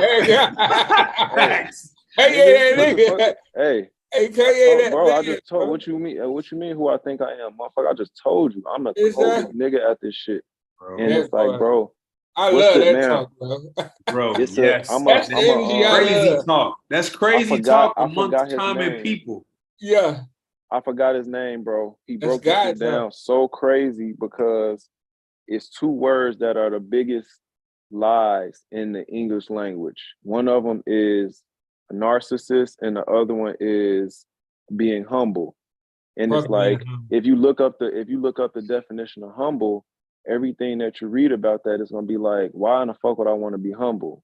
It's like to diminish yourself to, you know, something that's small, that's meek, something that's like unassuming, like something that's, you know, it's just it's a horrible fucking word. But the thing that they do, they indoctrinate us and tell us that we need to be humble, because when you dim people's light, now you can control them and make sure they don't get too high. And then the thing that people are always talking about is such a horrible thing. It's a narcissist. Oh, you're a narcissistic and all of these things. They done made people. Let that breathe, bro, because you just pulled that out of my head, bro. Narcissism. Narcissist is the most overused, overstretched, bro. And they don't break it down, bro. It's so they don't understand what a narcissist is. Bro, a narcissist, when you read the definition of narcissist, they have made us think that it's a bad thing to be a narcissist and a good thing to be humble, when it's really the opposite. I'm not teaching my kids or my family or my friends to be humble, because that's what they do when they want to dim people's lights, versus being a narcissist is someone who simply thinks very fucking highly of themselves. Yeah, right. Which I do. Why wouldn't I? Who else gonna fucking do it? Come on, man, this is why it's important. This is why it's so important to, number one, educate yourself and really study the English language, and then study of what they're even teaching us, because they're not teaching us how to be free thinkers or how to be, you know, people who think highly of themselves. They're teaching us these things so that they can control us. They don't want us to be the people who own the companies and who are pulling the strings and calling the plays. They want us to go in there and work for them. Yes, sir. It's like my mom and dad taught me this when I was like 7 or 8 years old, bro. You can either create your own dreams and make your dreams come true, or people are gonna hire you to do the same thing for them. Hmm. Nah, You bro. know? Salute your pops, bro. It was out there fucking random as hell, ain't off topic, but I think it was after some basketball, some game y'all had, bro. Because you remember I was the manager of the team and shit. Mm-hmm. And your pops had I had ended up I think your pops had gave me a ride home from out south. But now your pops a real one, bro. Yeah, man. Pops a Real real Jeffrey. one. Wait. Hold up. You was the manager of Jeffrey, the man, a team? legend. Yeah, bro. Hold Whitney up. You Young was said that shit different, real G. fast. Wait. No, bro. Whitney Young was different, G. You Like was the manager of the team, G? hell yeah. Yeah, he I was ain't the manager of the team. hell yeah. Gee. Bro, Okay. but bro, it was like, bro, nigga love hooping, but Whitney Young was just a different cloth. Like, Oh, yeah. nigga, you had to put in some, you had to, if you ain't gonna put no work in, it's like How I was you gonna be a part of this? Yeah. you ain't, yeah, you gotta put the Yeah, work in to get on the court there. but you ain't miss a beat though. You was with us everywhere we went. You was Facts. one, and you were, and more importantly, you was really one of the guys. You know, I wasn't really hanging out with a lot of them niggas on that team, man. Exactly, bro. Like That, I really used to be out west though. Like I was probably the most out west, out south nigga that ever exists in Chicago, bro. Because you remember when me and Ryan used to always be, we used to be in the new homes exactly. on Lake and Levitt. We used to be in the Ryan, projects. yeah. Ryan, salute Ryan, man. I be seeing Ryan Nash speckled through everything that be on TV sometimes. Like I be watching the fucking D Rose documentary, right? Ryan Nash just come out of nowhere. Oh fuck, that's Ryan You Nash. already know, man. That's family, bro. You know, Yeah, he tapped in with Pudini, man. yeah, Shout out Pooh, shout out Ryan, for man. All you sure, know. for sure. But that shit was crazy though, bro. And I think that, man, just like we just tapped on so many key points of life in a span of Gems. Y'all like dropping them. 5 minutes, bro. It's like, Yeah, y'all dropping. man, this shit is really, I'm telling you, bro, that's why it's such a blessing for me to be on here, because all of this shit that I'm talking to y'all about, it's like I be having these conversations with myself, you know, with my friends, my family. It's like it's good to have being insulated by greatness, like meaning I got only powerful fucking great minds around me, man. Like from my manager to my parents, my family, you know. It's like just it's really important to be surrounded by only phenomenal people, bro. That's what's gonna again separate you. That's what's gonna make sure you don't drown, and make sure that you are always staying afloat, always accountable, because I do a pretty good job of holding myself accountable. But even in moments where I need another level up, I got people around me that simply won't let me compromise myself or compromise what I actually believe in and what they know I believe in, bro. So it's really, really important to, and again, yeah, shout out my pops, bro. I that's if I really go, not to take anything away from my mom, because that's probably one of my best friends for sure. But when I really dig deep into why I feel so strongly about myself and why I've never, ever, questioned myself, or my belief or my faith has never wavered, is because my dad has been telling me since I was born, bro. He's been telling me I'm different. I'm special. I'm not like other kids. I'm not this. I'm not that. I'm not just no regular motherfucker. My dad been talking to me like this since I was a baby, bro. You not no regular motherfucker. I remember my dad saying this to me when I was 5, 6 years old, bro, and he was like this with my sisters too.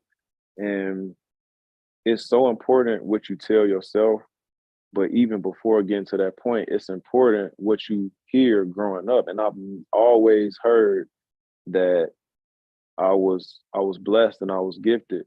And I was, for sure, just from the creator, from God, but also hearing my father constantly tell me that even in moments where I may have forgotten where it came from, it's been so many moments where I've heard the shit in my head. And I remember, bro, this is a really like I get a lot of things from, higher power. Like when I'm asleep, I hear lyrics and shit, and I have to wake up and voice memo or write them down. But one of the craziest moments that's happened to me this year, bro, and this shit was like, this shit blew me, like this shit had me shook for like a good week. I woke up, bro, out of my sleep. I was laying with my girl at the time, and I woke up, well, while I was asleep, tears was coming out my eyes, but I wasn't crying though. My eyes was just like watering. Like it literally felt like people was like pouring water on my face, bro. Yeah. And I woke up and I'm like breathing, like, and all I saw was like a flash of boom, this is why you believe in blah blah blah. Like, and I saw my dad.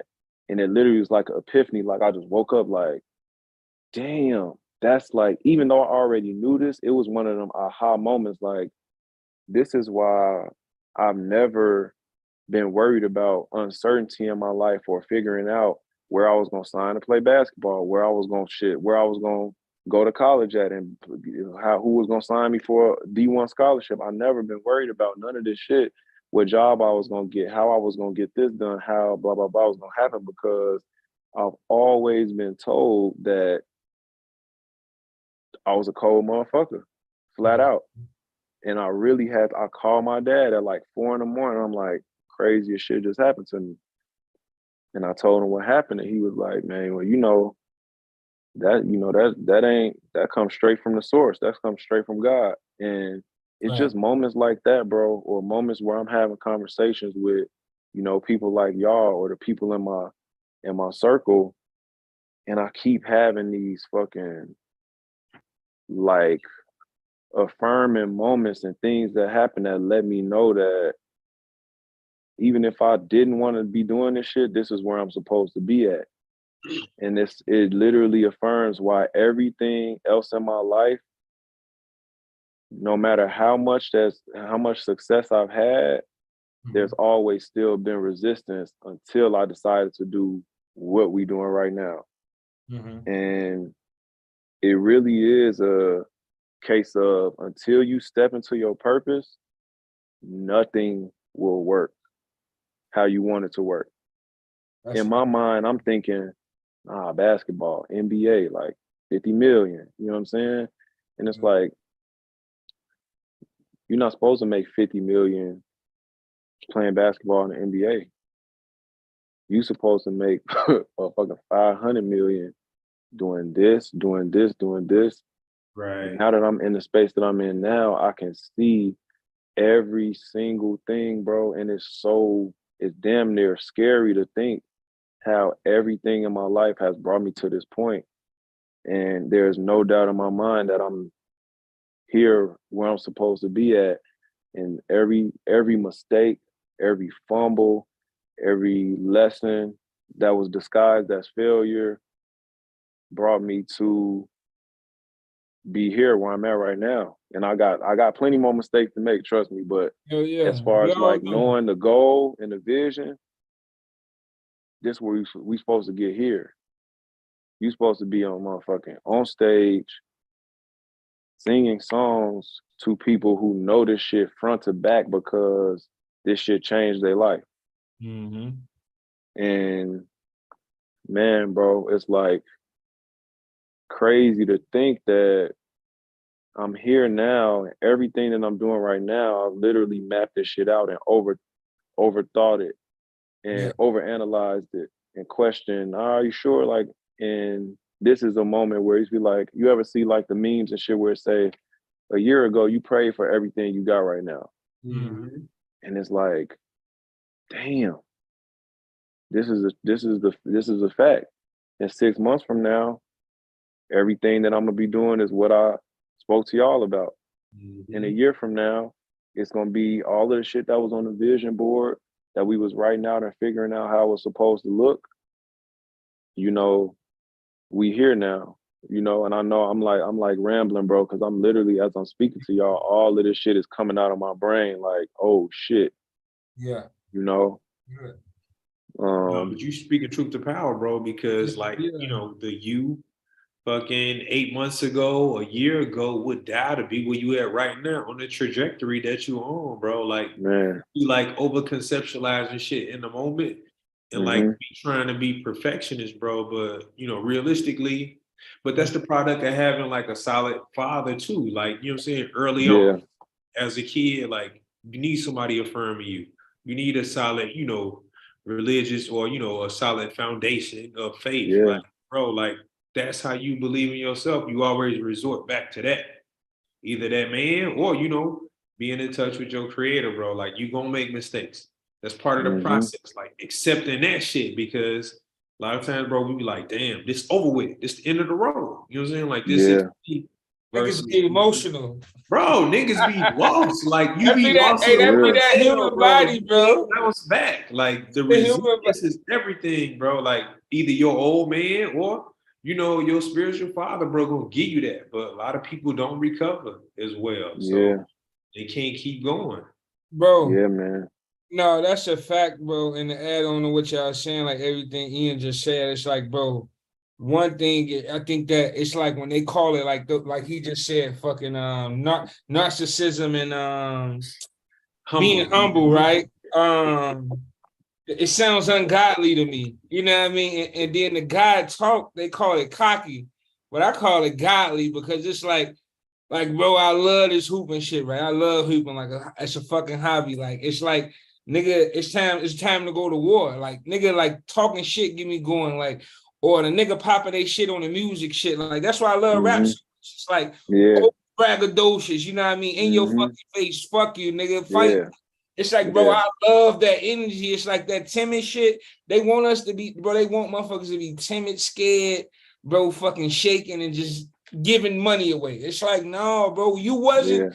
It's no way, bro. If you look at your makeup, right? If you just look at the foundation of the human, it's no fucking way you were made by the almighty being to be fucking regular. It's no way you was made to work for somebody and just die. No, bro, we being tricked. Yeah. Being tricked, bro. Even if you think about it, bro, like, you know, if you look at scripture or you study scripture, bro, you know, God, you know, whenever God did speak, you know, in certain times, it's only a few times, bro, it was real cocky, like, I am who I am. You know what I'm saying? Like, don't question me. Like, I told you to go do that, go do it. Like, you know what I'm saying? Like, it was never no little humble don't shit. Question me. Nah, bro, like, stop playing. You know, you know, that's who you a product are. You a product of that, bro. Like, you was gotta made carry that spirit with you, bro. Like, nah, ain't no humble shit over here. Like, you call it narcissistic or cocky, arrogant. What they call it? Now, what's the new word? What's the new word they got for us? Over masculine? No, toxic masculinity. Man, you know what I always say, bro. I love, and this is what it's the thing, man. Like, I never ever let people around me dim their light or like try to downplay something they did. One of my best friends, bro, name is Julia Mayorga. She's a fire actress, fire nigga. Like this lady is so bad, bro. We went to acting class together, and we've been like super close ever since. And we have so many talks about making sure that we are, again, being our biggest fans, because we already know we're gonna be our toughest critic. We got to be our biggest fans. I always, you know, and I just remember so many convos with her because she'll be trying to be like, oh, you know, it's like, I don't know, it's all right. And I'll be like, you're on a show on Showtime. What? You're one of the lead actors on the show. Like, stop acting like that shit is not a big deal. I will not let you sit here and act like that shit ain't the shit.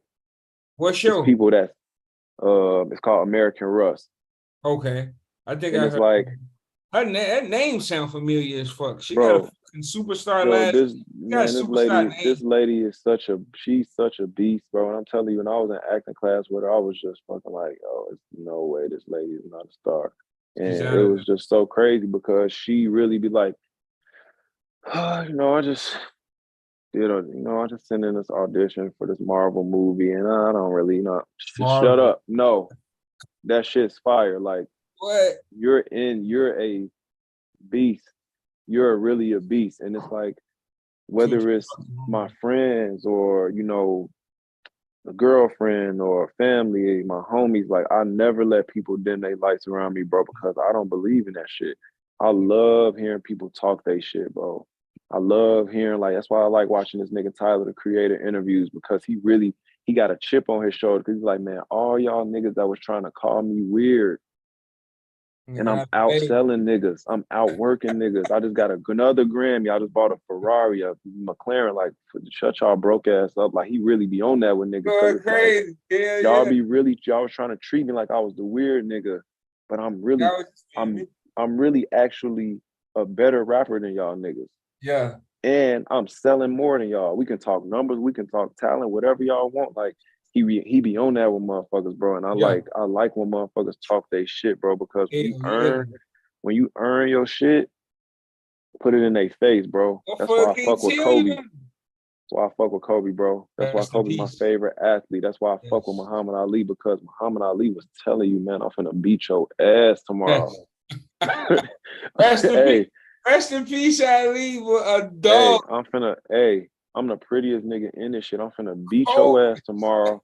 And then I'm gonna go do an interview.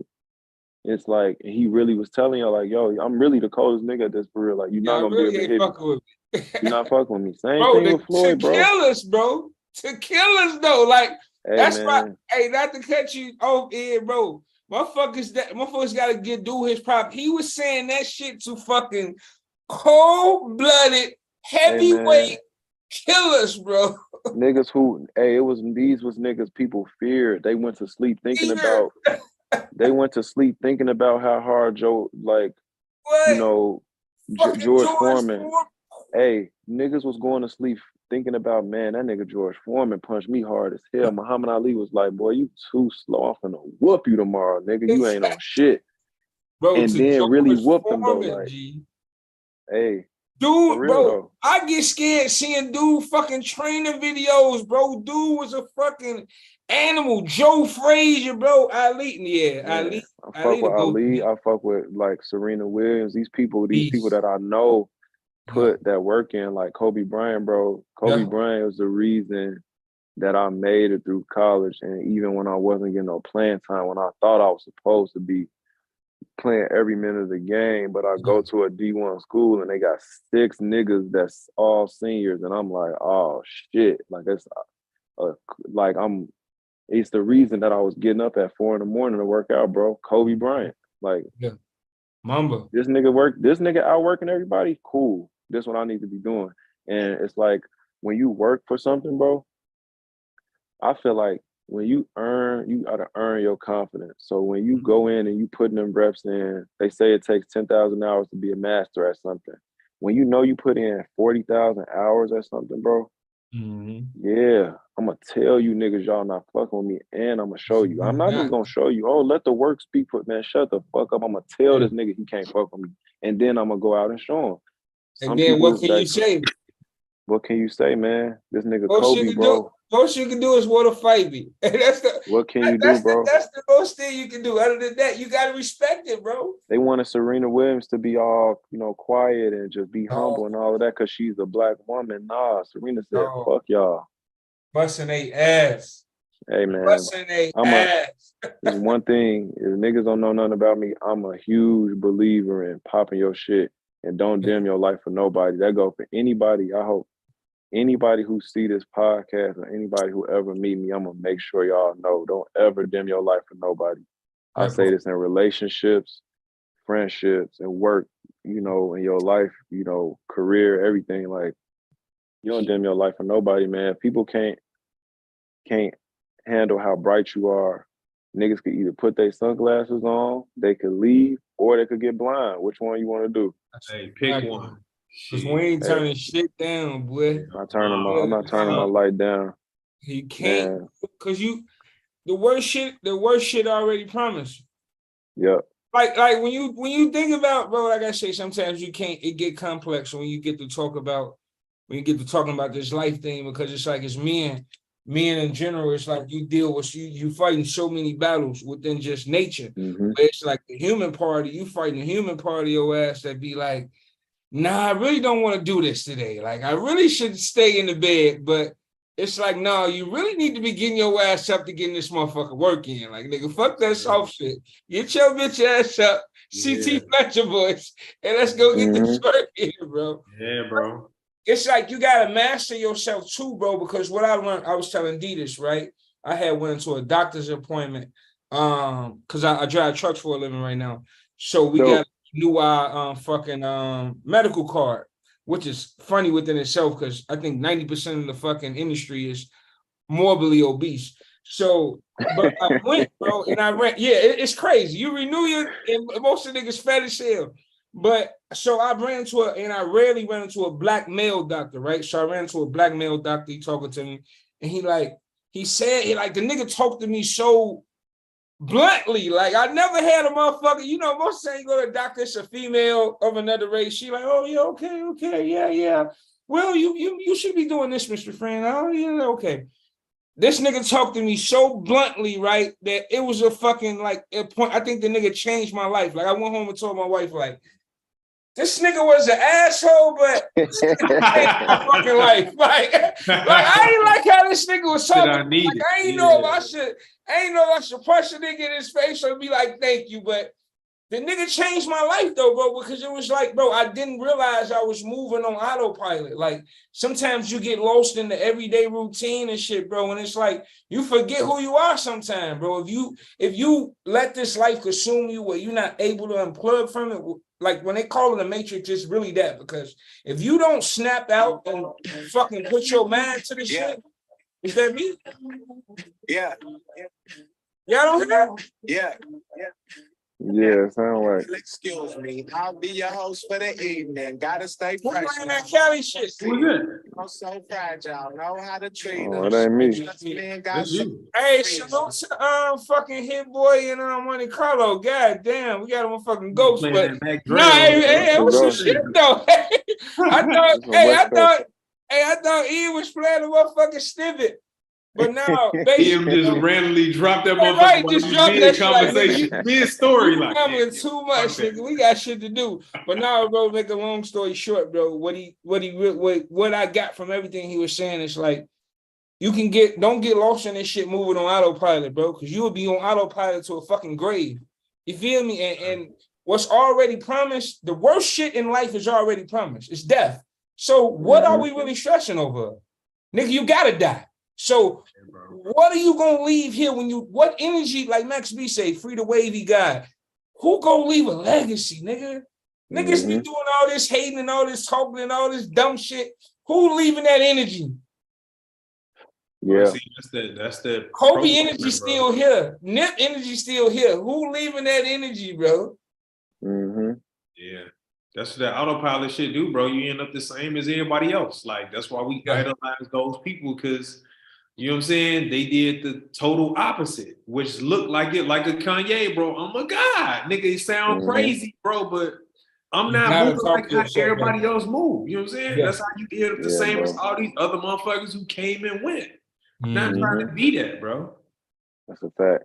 Yeah, bro. So I've learned that being uncomfortable, like Ian was saying, bro, learn the English language. Like there's something too that I tap in every blue moon where it's like you got to do your studies on your stuff. You got to do your studies on life. Like doing studies never ends, really. If you really want to fucking be a fucking, what they say, a woke individual, I guess you would say. Like you're saying, bro, the misused terms where it's like they teach you that being uncomfortable is bad. It's bad to be. It's panic when you feeling uncomfortable and run away from the bad shit. And it's like I didn't snap into it until I got older to realize you need the hard shit. You need the shit that make you feel uncomfortable. It's no such thing as being 100% comfortable. If you're 100% comfortable as a man, how men operate, it's like, bro, I don't know. In my thinking, it's like, nah, it ain't. You never go grow. Because how do you grow a muscle? You got to make that muscle. You got to keep putting that heavy shit on there for it to grow, right? Yeah, bro. I feel like that people don't realize, especially as a man, as being a man, you gotta constantly be in a state of stress. Like, you know what I'm saying? You can't avoid stress. Like, people complain about it. And not stressing away, and not even stressing away that's like, oh my God, I don't know. It's like stressing away more so complacency. Because what I always say, bro, your comfort zone will kill you. Right. It's like, let that breathe, bro. Nah, let that shit breathe. Man, I've been saying that shit since Culture, college, bro. Your comfort zone will kill you. That shit will suffocate you. That shit will strangle you. Because if you're not growing, you dying. So if you sitting in the same space and then you're in a state of like, me personally, I'm comfortable in the uncertainty. I'm comfortable in the uncomfortability. I'm comfortable in the situations, like you said, bro, of being under stress or being in a storm. Like, that's why I can sit in the eye of the storm and literally kick my feet up, because I done swam through this shit so many times. Like, this don't feel like nothing. We throwing a party where niggas is running for cover and shit like that. I'm treating this shit like it's an 80-degree beach day. Exactly, nigga. This shit. We've been here, bro. It's and D, you can kick in, bro. I think the word is I'm gonna just simplify it. Bro, life is cycles, bro. Mm-hmm. Stay calm when the shit get hot. Just sit back and be like, all right, what can I take from this shit? And this really why we built this podcast in, is where it's like, I want to reach the people that I know with this, that's within my reach, or new people that I reach that spark something in me where it's like, you interesting to me, right? So I'm gonna bring you on, and we go give your light to our people and the future people that we getting. So motherfuckers might be looking at it from the outside and be like, oh, it's just motherfuckers just bringing any who in. No, we're bringing quality people in. These people might not be multi-billionaires, but they got a multi-billionaire worth of knowledge. Right. You get me? Mm-hmm. And so with saying all that, bro, it's like how relaxed and conveniently you dropping these gems on motherfuckers. It's like, we got a lot of shit to chop up, bro, where we done gave motherfuckers a blueprint just on a foundation of manhood, bro. Mm-hmm. Yeah. You know what I mean? Yeah. But it's funny, bro, you said pistol, when it hit the fan, you get to find out who you are. Ain't that what Nip said? Yeah. So it's like, how you really know who you are or how you are unless you've been through something. And once you go through storms and realize that, I think to simplify it the most, it's like anybody who goes through something, how many times have you sat and wondered how something was going to get handled, how you were going to get through something, how you were going to make it through, blah, blah, blah. And you made it through every single time because you're here right now, like hearing this podcast or waking up today or tomorrow, whenever they hear this, it's like every time you thought that you weren't going to get through something, you got through it. And that's how the shit goes. Even when we have no idea how the shit is going to resolve itself or how it's going to play out, it always plays out. And it's like, man, sometimes you can see the light at the end of the tunnel. Sometimes you just got to know the light is at the end of the tunnel, bro. Nice. I don't really know how else to say that, but it's like, man, I think my child's mom asked me one day, she was like, you don't be worried about nothing. And it's like, it ain't that I don't be worried about shit. I definitely be like, man, I don't know how this gonna go or how this gonna go. It's like a lot of people say this to me though. It's like, you don't be stressed about shit. You don't be worried about it. It's like, bro, I done been through some real life situations. Be like, this shit ain't no stressful situation. I'm talking about, you want to know a stressful situation. Nigga, we come from places where we done been in, where bullets was flying right past us. We ain't had no really to even know what we was gonna have for dinner. Hey, you know what I'm saying? That's a stressful situation. Hey, Ian, it's crazy you said that, bro. Short story, bro. We out fucking South after a football game, Gately Stadium. Oh my God. I swear to God, D. So back in high school, niggas out after the game, we kicking it. Yeah. So we probably about 4 cars deep, right? 4, 5 cars deep. I'm out here with my out South homies and shit, right? But I know Gately Stadium, that area is not an area where you're supposed to be fucking around. Gee, we at a gas station, right? Bro, two niggas come out of nowhere. Man, we deep. Like, we deep. We got a few chicks with us. Motherfuckers scrambled. Yeah. Bro, a nigga with the biggest fish. I'm talking about, I still remember to this day, dude, fish look like Thanos shit. You know what Thanos had a glove, G? Okay. It was this Green, one nigga who fish was like this. What he say? We ain't got no gas here. So niggas know what that mean. Like, Ain't got no Yes. gang. Ain't no getting gas over here, nigga. bro, I'm like, niggas got fuck. to coming out the woodwork, G. So it's about to go down. Niggas just literally circling us, G. But I tell them like, up, hey, I'm like, hey man, chill. We finna get up out of here. I'm telling them like, we finna get up out of here. Like, y'all be cool. Yeah, they Yeah. ain't They got like, no gas alright. there. They said they ain't got They none. like- They ain't got none. Yeah. Bro, We get our gas though, but niggas is just hanging out. I'm like, hey, they was on Hey, that. we finna. Hey, don't even trip. I know this y'all shit. I'm about to tell them we finna get up out of here. They like, all right. Yeah. We get in the cars. They throw a brick through Fool Mama car. Boom. I'm like, I'm gonna let you tell the rest of the story because I don't want to go on record saying nothing. You Hey, go ahead and you tell hey, somehow somebody motherfucker got the blast and the little deuce. We got up out that bitch, bro. God damn. Somebody had a blick on them. I don't know who it was. Exactly. They got to blowing that motherfucker and popped a couple of them niggas too. Like, hey, fuck up out of here. Definitely got out that jam and went fucking sat and ate at a fucking pancake diner or some shit, bro. But nah, but bro was just saying being calm in the midst of the storm because you get what I realized, bro. It's so funny, right? So we talk about certain upbringings where it's like we come from a certain upbringing, right? And we think the shit normal because we lived in it. Niggas went through the emotion. Like, bro, I seen D Rose fucking Math Hoffa interview. Everything this nigga was saying, bro, down to the fucking survival tactics, down to listening to niggas and being observant, bro. It's like I felt that shit being from Chicago. That's why motherfuckers love D Rose. That nigga is Chicago, bro. Everything he was saying, I'm like, damn, bro.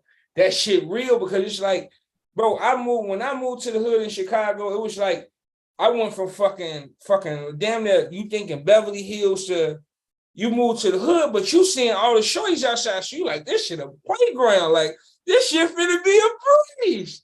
Mm-hmm. No, sir. No, boy. No, boy. Hey, you see some shit looking in, they on the inside looking out, boys. You see story. Yeah, you see a lot of shit you ain't supposed to see, but everybody, the rest of the world not like that. So it's like when you get a motherfucker like Ian, right? That's talented, like super talented on another level. It's like a motherfucker look at you and they be like, damn, he ain't supposed to, his range ain't supposed to go where it's going. You know what I mean? Because nigga want to classify you as a rapper. You know what I mean? Throw you in the rapper box where it's like, bro, I'm bigger than a rapper. Boy, I'm an artist. I'm damn near. And then I got a personal vendetta with the word rock star because it's like, but not really because we created rock. Right. Muddy Waters, you know what I mean? Fucking Little Richard. Little Bear and all that shit. But I was basically saying all that to get to when they say why you so cool or they're interested in you because you didn't been through shit on this planet that other motherfuckers ain't been through. You got another armor on you that they like, damn. Or especially it's a light in us, bro. I can't explain it. I don't know the mathematics of it, but it's a light in us, bro. It's a reason why the hate is here on this atmosphere we talk about towards us. It's a reason. Yeah. If you was who they told you were, they wouldn't fucking care about you. They wouldn't hate you as much, bro. They wouldn't be so pressed to keep us from linking up. They wouldn't be so pressed to keep us from learning more. They wouldn't be so pressed to keep us from looking in the mirror and seeing value. They wouldn't try to do everything in their power to degrade us because it wouldn't matter if we didn't have the power that we have.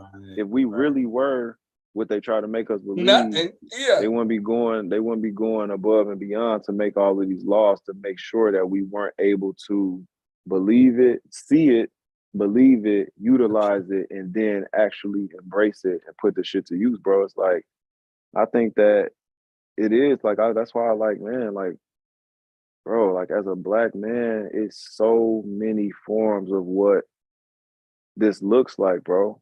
It's like, yeah, I am a nigga from Chicago who grew up in the real Chicago. I ain't grow up in, a great neighborhood. I grew up in a great family.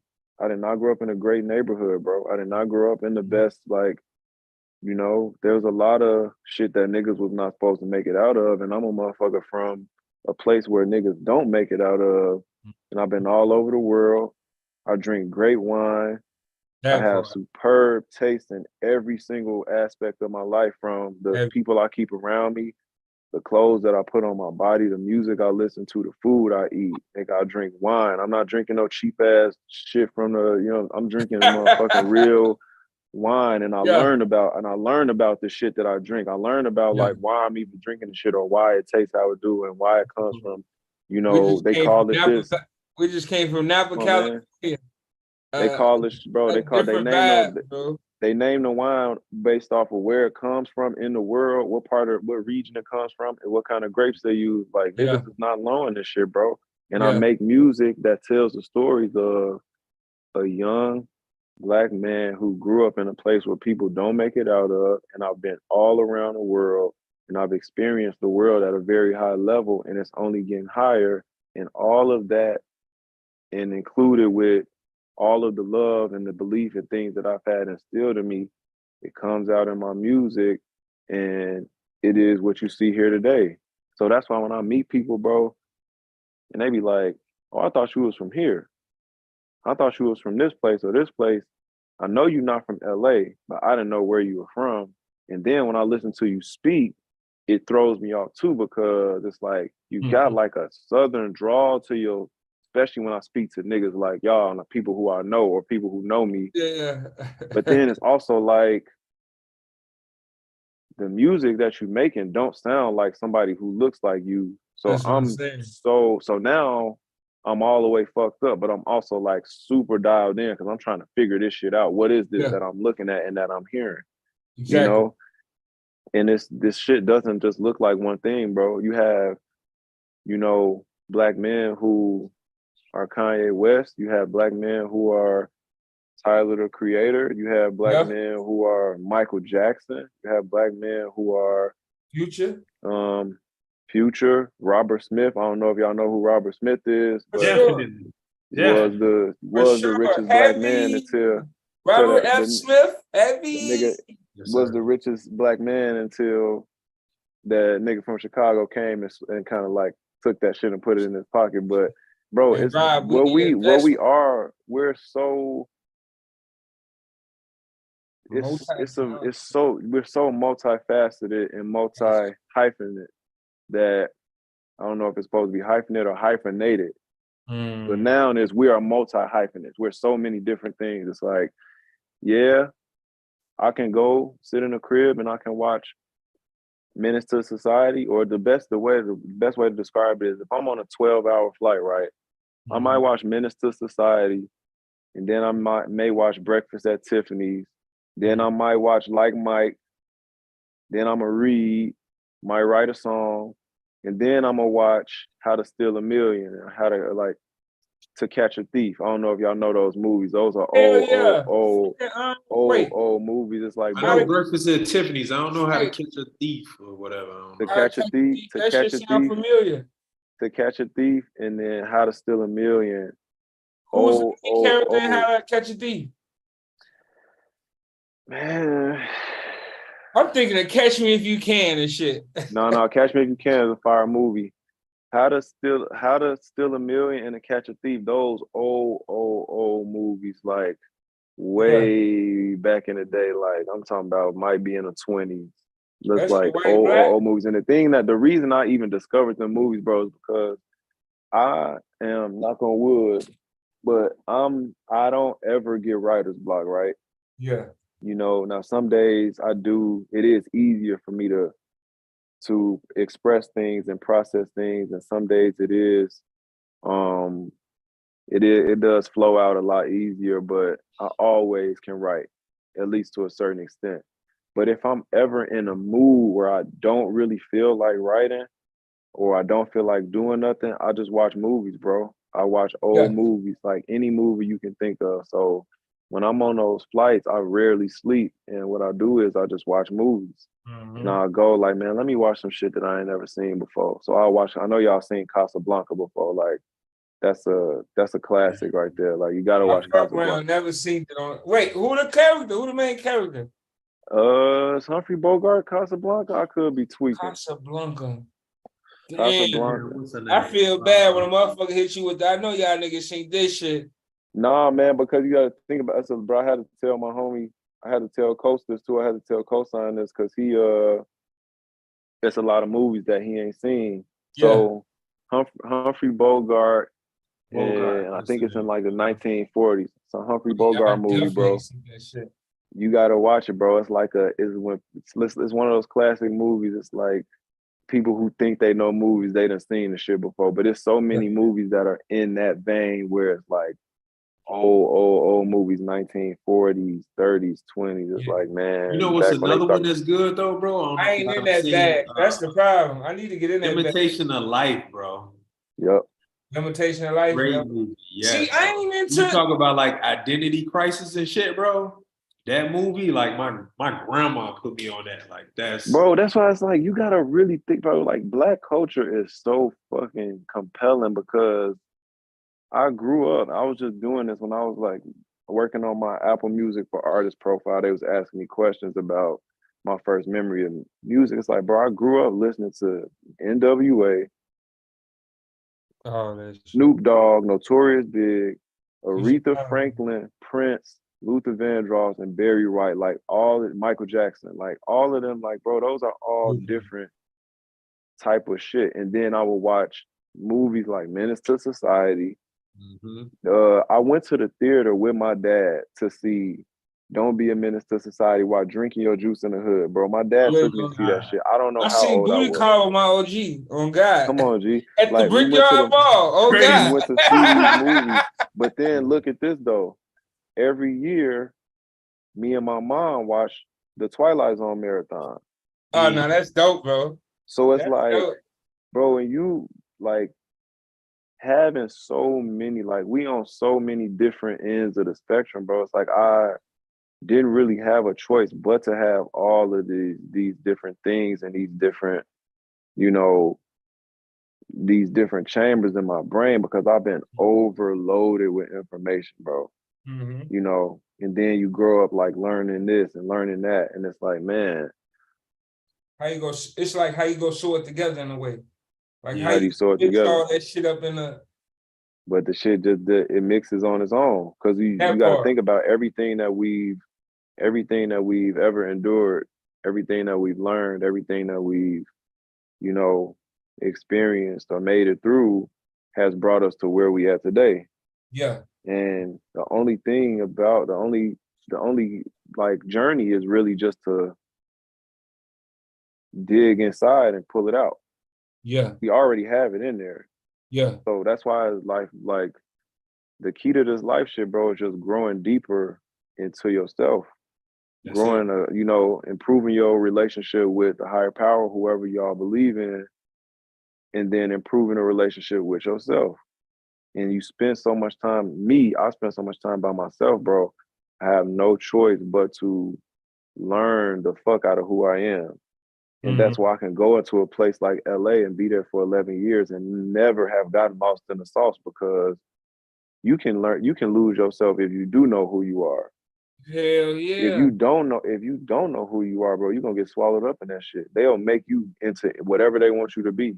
But that can never happen to me because I spend so much time, so many hours actually figuring out who am I, what do I want, what do I believe in, what I don't like, what I definitely am not fucking with.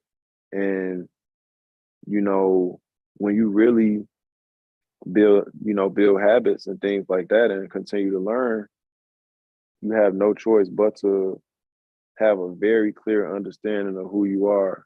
And then in turn, you have a very clear understanding of what the fuck you doing. So when I wake up in the morning, I'm not just floating around aimlessly. I have a purpose. I have an agenda. I got, you know, things that I got to get done. And ain't nobody ever, I ain't never been one of the shorties that you could have like whispered in my ear and told me to go do some send-off shit and I'll go do that shit. Exactly. Like one of the older niggas tell me, hey, go blah, blah, blah. Nigga, you go do that shit. Exactly. What I look like? Hell yeah. You know what I'm saying? I ain't no goofy. Bro. Like, but that's a part of knowing who you are because goofies do exist. That's why the word exists. Yeah. They exist, Dweebs do exist. They exist, and they are definitely the majority in this society. For sure. You're out, bro. You're fucking outnumbered. I learned you bro. You're out, bro. Hov, this is why I love this. That's why Hov is my fucking mentor that I've never met. Right, the nigga. So it's two things. One thing you said. You was like, I don't move aimlessly, right? So to any man that's listening to this, to any boy that's listening to this, move with purpose. God move with purpose. God move with perfect planning. God move with patience. And these are things that you got to continue to work at, even self-discipline. This is why I say, this is how I know hard work isn't a fucking fable or we have a misconception of it because self-discipline is something that you continuously work at. And the human body, in the human fucking species, we're an imperfect species. So it's guaranteed you're going to make a fucking mistake. But don't stop working. Motherfuckers, motherfuckers, I ran into a young boy I'm hooping with the other day. Shorty say, the work don't stop. That's one of the realest shit I've ever heard of Shorty say because it don't. The work don't stop. That don't mean I'm not talking about your fucking 9 to 5. I'm not talking about that low level shit. The work on yourself don't stop. We're gonna do this shit into the grave until they throw the dirt on our ass, until our fucking brain stops sparking. That's the thing about that foundation too, bro. It's like when you gotta accept that this shit is longevity, bro. Like this shit forever. Like you work out enough to where you don't have to work out no more. Like nigga, like it's never go happen. I'm saying, bro, like I don't know no billionaires that don't work, nigga. Like you think you can work so hard to the point where you just stop working? Like, bro, no. Like it's millionaires. It's some millionaires that don't work. It's some millionaires that don't work, but it ain't no billionaires that don't work. And it ain't nobody that's a boss that don't work because this is what you gotta realize, bro. The craziest thing is like you think as the boss, you go hire people to work harder than you. Like, no, you go hire people to work for you and to work in alignment with the vision and what you want. But at the end of the day, the boss still has to work harder than everybody because when the 9 to 5 people go home, the nigga who own the company is still up sitting in front of the laptop like this. What's the fucking next difference, move? Right? It's like hard work. We got to separate hard work and smart work. Like, bro, your mind, like differentiated, like, no. Of course, there's people that don't physically work, but bro, their mind never stop working. You gotta always never get to the point where you in full relaxation, you on vacation, you ain't thinking about shit, money just coming in. Like, bro, no. You might be on vacation. You might be on vacation, bro. I've been like, and I'm not a multi-millionaire or none of this shit, bro. But the thing about it is like that shit is right there. It's just right here. It's at my fingertips. But the thing about it is like, bro, I have such a hard time going on a vacation and being like, all right, I'm gonna actually not do nothing but sit here and lay in this hammock and enjoy the motherfucking passion fruit juice and unlimited food and whatever and like have all of these amazing things, bro, because I'm in such a space of grind because I see this first finish line. I ain't gonna say the finish line because nigga, I got too many check marks. But I see this checkpoint right here. It's like, let me get to this checkpoint and then I'm gonna take a break. So now I've gotten to a point where I'm able to be disciplined enough where I say, all right, I release my first song, I'm gonna make sure I do this. When I get the video done, I'm gonna do this. When I get my video done and get the second song mixed and mastered and ready for release, I'm gonna sit my ass down. I'm gonna go somewhere where it's hot as hell. I'm gonna go to Turks and Caicos and I'm gonna turn my motherfucking phone off. I need that. Turn my phone off. I'm gonna go to Jamaica. I'm gonna go to Mexico. I'm not responding to no work, nothing. I'm gonna use social media because I'm gonna be on vacation. Exactly. Talk to the fam. Talk to my daughter. Don't ask me nothing about no work shit because I'm turning all of the work. You know when they say, "Oh, I'm slamming my laptop shut until Monday." I need one of them vacations where you unplug and have the best sleep, the best sex, the best food of your life, and don't gotta worry about shit because you know that you worked until you got to that point, and now you're gonna be disciplined because taking a vacation is discipline. All right, let me give my brain a break because I've been in overdrive in July. I've been in overdrive, bro, for the last few years where I haven't actually been able to just turn my brain off and let my spirit be at rest for a little bit. But now I'm learning, like, that's my next level of growth right there, is being disciplined enough to just lay in the bed and watch a movie and actually don't do nothing, not even work out. Maybe do yoga, maybe get in the pool or something like that, but don't go pick no weights up, nigga, because you do this shit almost every day. Right. Don't respond to no email. Don't even think. Matter of fact, don't even write a song. Maybe read a book, watch a movie, do something to release, because if you don't release, you will burn out. And I think that everybody has experienced this burnout, especially the creatives, but even people who work in finance and,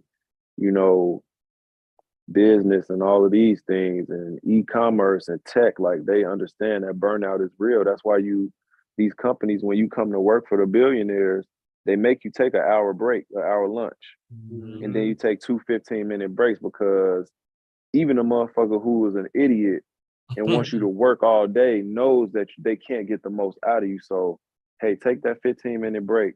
Yeah. Hey, go on your lunch. Okay, all right, take your last 15, take your last 30-minute break, because you need a burnout. So imagine the people who actually work after the office is closed. Mm-hmm. Like, nah, motherfucker, like, okay, I might respond to some emails, but I'm gonna do this shit on my boat. Yeah, exactly. You know what I'm saying? Like, exactly. Nigga, I can't wait. Literally, I got my shit marked off, like, all right. And I'll be making sure, okay, I said that if I got this done, I wasn't gonna do nothing today, and I'm making sure I do that. I don't even open my laptop to start working on no song or start writing nothing or make a beat or anything like that. I'm not going to the studio. I'm gonna sit my ass on this couch. Since I'm not going on vacation right now, I'm gonna sit my ass on this couch, and I'm gonna do nothing but watch the Boondocks or whatever the fuck I'm gonna watch. And then when I do get to that next checkpoint where I say, hey, I'm gonna go on a vacation, I'm gonna, figure out where I'm gonna go. And then when I go on vacation, niggas is not gonna hear from me. Don't call me about nothing unless you my daughter or my family and we doing our group FaceTime call. Don't ask me about no work shit, because I'm actually out of the office. Yes, the nigga who don't take vacations is taking one for a week. No, but you need that, bro. It's balance. Yeah, bro. And it's especially, we don't, as men, we don't really, it's like now people are starting to like wake up and be like, oh, we actually have to be emotionally healthy too, because for the longest time, nigga, we don't care what you feel like. Is the rent paid? Go get that money, nigga. Is the rent paid? Your ass up. Right? Food on the table?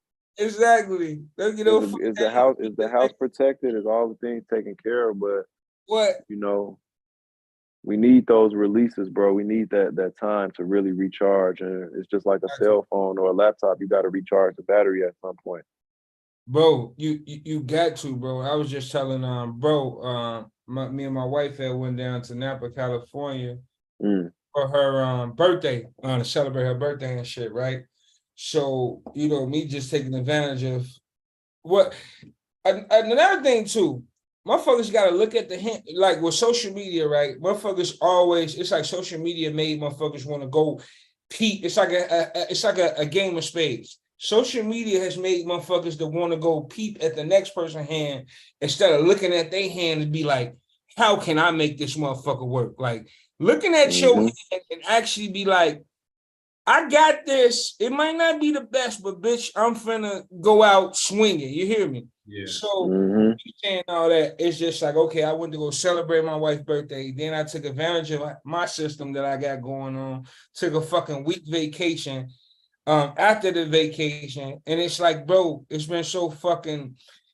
I came back from the trip better. You know what I mean? Like that's a real vacation when you can come back better. You know what I mean? With a fucking clear.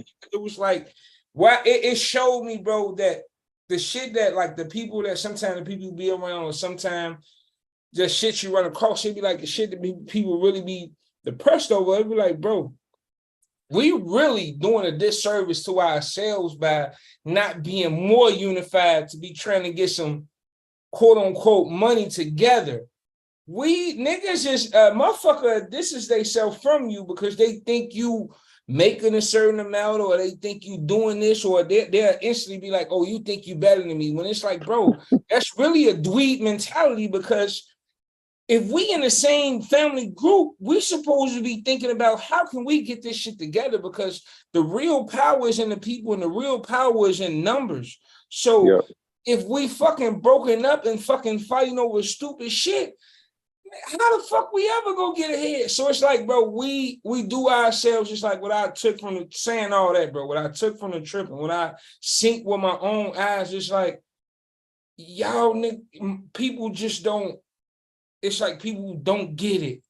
You know what I mean? You don't get it, bro. I made a statement where I say God showed us that being uncomfortable isn't the worst thing. We want the money, but it's deeper than the money. Motherfucker really gotta let that statement marinate because the money is just paper. My granddaddy said this shit, bro. The best statement motherfucker ever told me. My granddaddy said, bro, the finest shit is already made. The finest suits, the best cars, the best women, the fucking best champagne, the best wine, the money waiting on you. You gotta go get it. Yeah. You know what I mean? So you bitching and stressing and feeling depressed, bro, that shit ain't gonna get you there if you're not utilizing that energy into some work. You know what I mean? But yeah, bro, people just don't get it, bro. Like I just want when we're on the topic of Black, we gotta talk about unity. And with that being said, I found myself at a certain point in my life where it's like, bro, you gotta be it's like it's so many cliche sayings where they say you gotta be the change that you want to see in the world, but that's a real statement. You gotta be the change you want to see. And then like Ian was saying, you surround yourself, both of y'all were saying you surround yourself by a great circle. So within that circle, you got to make sure you got holding everybody to, you heard everybody accountable to the mission that you want to see in the world. You can't be talking about you want to see some shit in the world and you ain't making that shit happen within your tribe. Right. Yeah. So if you making that shit happen in your tribe, when me and him connect up, we do a podcast, bro doing the music, I hear him like, bro, motherfucker just got this camera, or motherfucker just got this venue, or motherfucker got this move. What y'all on? Bro, like he say, motherfucker, man, a real businessman or somebody that's intact, your man exploding once you listen to the conversation. All right, bet. I'm on my way. Say less. I'm gonna fight the mind. It's that easy. When you're dealing with real individuals, you know what I mean? Because money is paper, bro. The real shit is the foundation. The real shit is the principles. The real shit is the love. The real shit is the trust. The real shit is the art. Money, that shit is paper. That shit is, we can attain that shit easily. Yeah. You feel me? We just gotta fucking apply ourselves, which ain't always gonna be easy. But who fucking said life is easy? That's a fucking lie. This shit ain't easy. Yeah, man. I feel like if people really like, if the shit was easy, everybody be doing it, you know. And me personally, I'm not really trying to attach myself to shit that anybody can do or that everybody can do. You know what I'm saying? So again, bro, it's the name of the game is really making sure, especially like not to downplay anybody else, but I just separate myself from a lot of shit that just don't align with me, you know, because it's a lot of shit that does align with me, but it's more things that don't align with me. And I just stay as far away from that shit as possible and figure out how to keep on elevating and making sure that I'm just diving deeper into who I am and what I want, and taking steps towards getting closer to what I want and who I do want to become. Because I still got a lot of stuff that I'm working on. I do need to get more patient when it comes to, you know, shit, the journey. You know, I'm not a person who wants everything right now, but it is like when it comes to things that, especially when it's something that when I'm working towards something, or I'm working on something, or I'm holding up my end of the bargain, I want everybody around me to be the same way. So I am kind of like a shark or a fucking pit bull when it comes to things being done. I am very, Best you champion know, ever. yeah, Mike Tyson's I speech. can't be I am a fucking asshole when it comes to certain things, because if I don't crack the whip, who's gonna do it? If How it motherfuckers was looking at done. me, and I'm kicking my feet up, it's like, oh shit. If the head of the snake chilling, shit, I'm chilling too.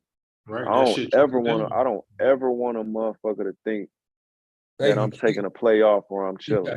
It ain't never shake that ass time with me. Like, don't get me wrong, it's a motherfucking we're gonna have a very family oriented environment. It's gonna be a safe space to talk Yeah, about whatever. I'm not gonna, it's gonna be fun to be here. It's gonna be a very beautiful place and a very, very beautiful environment. But yeah, it's never a time to be lackadaisical, or yeah, it's never okay to be incompetent or lazy. That's what I'm saying. It ain't shake that ass time. Like, yeah. this No, motherfucker, Bounce we with you, gonna be in walk. this motherfucking Bounce with working. you, walk. yeah, but it's gonna And be I just think perfect. it's really this, bro. You got to think about it, man. Like, I don't know if y'all seen the Beyonce documentary on Netflix, bro. This woman carried twins, and they had the countdown. I can't remember how many days, but I know it was like 70 some days until Coachella. And this woman worked from carrying twins, delivering twins, losing every ounce of herself, and building back up from the ground up, getting her rhythm back, getting her steps back, getting her body back to even feeling halfway human again. Oh, dog. And then from there, now I also got to work my ass off and show everybody around here that this is the tone that I'm setting. So I'm getting up early. I'm working my ass off. I'm eating a certain way. I'm making sure attention to detail is top tier, blah, blah, blah. Bro, everybody that's on the team got to have the same vision and the same work ethic, and at least be attempting to have the same work ethic, because you're not going to outwork Beyonce. You're just not. No, So now all her dancers on point, the chef on point, her trainer on point, the hairstylist, makeup artist, security, motherfucker that's sweeping the rehearsal studio. Everybody around is seeing how the head of the snake is literally taking no plays off. What the fuck make me think I could take a play off? You know what I'm saying? exactly. It's women in there that didn't have no kids. Nothing wrong with that, but haven't had their children yet. And Beyonce not only has had one child, but she just carried two at the same time and delivered them. And now just coming back to work because she about to do the biggest performance of the year. Goddess level. Come on, man. You can't ever, when you at the top, you really have to make sure that you set an example, because everybody is looking at you. Your team is looking at you like, what mood he in today? I'm gonna go wherever he go. Exactly. So when I come in with positive energy, hey man, how y'all feel? Person who might be having a horrible fucking day, now they having a good day. Because now the person who I'm kind of like waiting to see which way they're gonna go today, coming this motherfucker with great energy. They coming to work, they making sure everybody else is good. And I'm also seeing them work their ass off. And I know that after I go home, this nigga Ian is still finna be in here. So okay, cool. Like, I know that that's the example. Like, that's the bar. I know everybody not gonna, you know, get to the level that I'm at when it comes to the vision and the work ethic because this is my shit. I'm not expecting them to want this shit as bad as I do, but the vision got to be aligned and they got to come to do their job with the same intensity and the same ferocity and the same tenacity that I do my shit. And then they get to go home and do whatever they want to do. But it's like, while we here, we're gonna be fucking as close to perfect as we can humanly get. We go fucking You know? shine. We go shine. And now, But bro, I forgot, man, we didn't got so damn off track. I did want to play yeah, that's what I was about to get to. I was just gonna say, bro, I'm gonna reel the people in, but we definitely gotta hear the joint. Now I wasn't finna let you up out of here without playing the joint, bro. That's and bro, when I know, bro, I know your shit with the first single. I know that shit coming up fast, bro. But next time you in the city, bro, I know we have an event August 5th. If you in town, definitely tap in with me then. But I want to in Chicago. Yeah, Chicago, yeah. I think I'm gonna be here for Lollapalooza. Yeah, we thought August 5th, we have an event from 2 p.m. to 5 p.m. You know what I mean? So if you can, definitely fuck with me, bro. Bring some people through if you can. Just send me the info, bro. Is it gonna be kid friendly or just for adults? Just adults. Yeah. Okay, cool.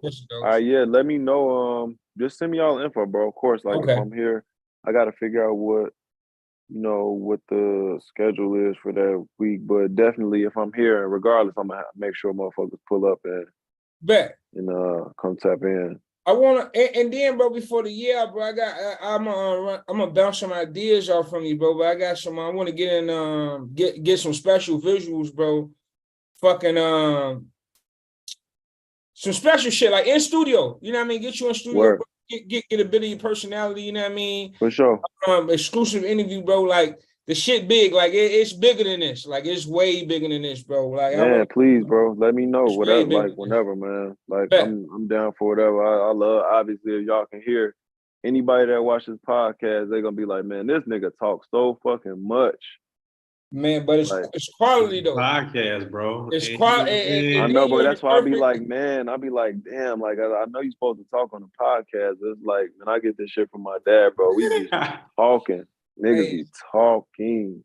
But again, y'all also asking me shit that's forcing me to really give y'all like everything, like from the wisdom standpoint and everything that's inside of me. It's like I'm kind of like forced to, in a good way, forced to share and really be thorough. And I can't, everything about me is just transparency and honesty because I won't tell people, I don't like telling people, hey, do this and it's gonna work for you because I know motherfuckers can't do the shit that I do just like I can't do what this person do. Y'all might not be able to get away with the shit that I get away with, but everything that I know works as far as like,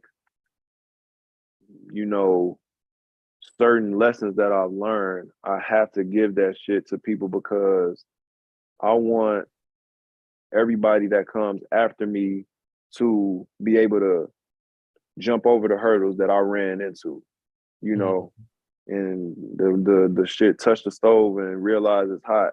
I'm gonna show you the stove hot. This is how you can tell the stove hot, X, Y, and Z, boom, boom, boom. That way we cut the learning curve, like we cut the learning time down because you already know what not to do. Right. Or you already had like some gems and shit. Like when they listen to the podcast, they'd be like, you know what? Damn, I needed to hear that. Let me take that and put it in my back pocket. Mm-hmm. So that's the whole purpose of the podcast, bro. That's what we here to do, man. Yeah, man. Fact, bro. Shit. Exactly. No, that's a fact. Well, what's the title of the second joint? Second song is called "Spin the Bottle," bro. Spin the bottle. You didn't say that. Spin the bottle, man. I wrote this shit really pretty much the hook. I wrote this while I was in the bathroom, like washing my face, and I just heard the melody. Matter of fact, heard the melody and thought of the lyrics. Like, spin the bottle, kiss your love goodbye. That's it. That's all I came up with. I'm like, that's cool. Let me voice memo that. And then, I was in the studio and I'm like, oh, we got to get this idea out. I came up with it when I was washing my face. It was like, what? Like, what is it? I started singing it out. Tom started playing the guitar. I'm like, okay, song done, cool. Like we can move on to the next one. You know what I'm saying? Yeah. But She probably vibes. They get that shit. Hold that shit, get it out the way. Snap that. Yep. Super like good. But yeah, this called Spin the Bottle. This is like the pre-mix, so it still needs to get like mixed and mastered. I think I'm gonna actually come in and go in and like do a couple more harmonies, some ad libs and shit. Matter of fact, I'm gonna add a bridge on at the end, but I'll play y'all. I'll just play y'all like the first verse. Exclusive. Yeah, so here goes Spin the Bottle, man. We had to get to this point of the podcast to hear the exclusive, motherfucker. Hey, introduce that by the artist known as fucking Ian Pink. How you pronounce the last name? Pink. Ian Pink, like Pink. The color just spelled different. Hey, and I like how you played on the words though. You took that shit from your last name. I peeped that. Man, it's just my name. Nah, that's smart, bro. Yeah, this called Spin the Bottle, man. I think y'all gonna fuck with it. It's a lot of people's favorite song so far, but I didn't want to drop this out the gate, so we're gonna start with this. You know, and y'all the first people to hear this outside of, you know, my engineer for real. So come on, man. Yes, sir. I'm dropping this. Family, man. That's exclusive. I think we dropping this in like September or something. So we'll see. All right, here we go with exclusive. it.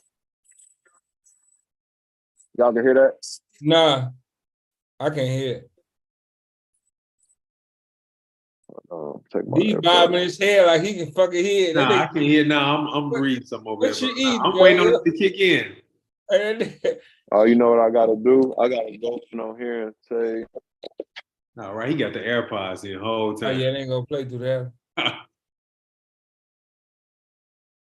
Boy, I'm fucking so fucking spoiled.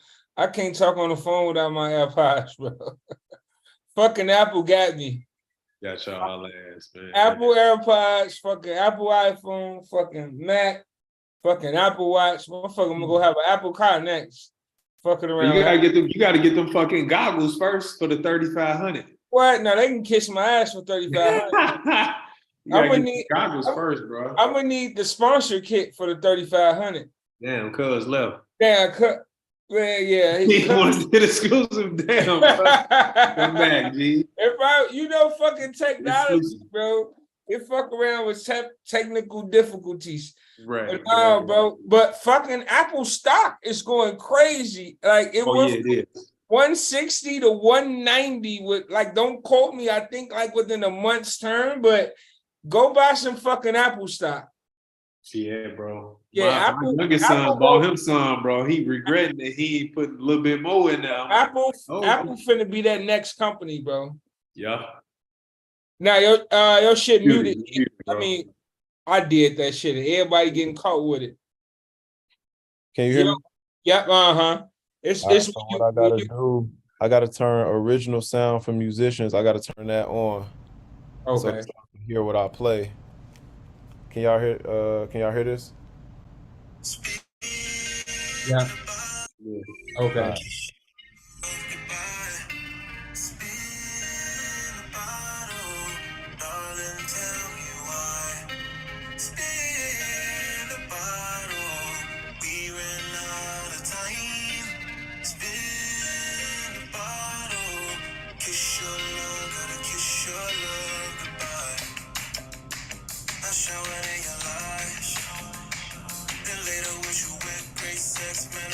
Won't you come a couple times?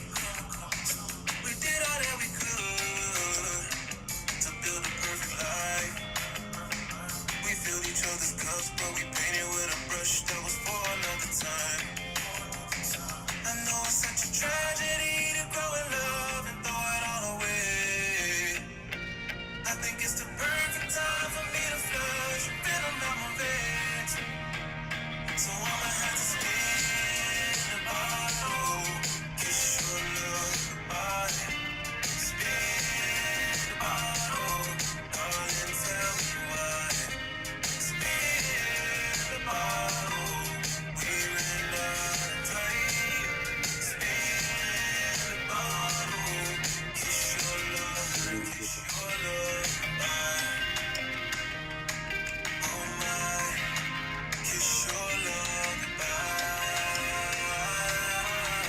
change the drums in the second half.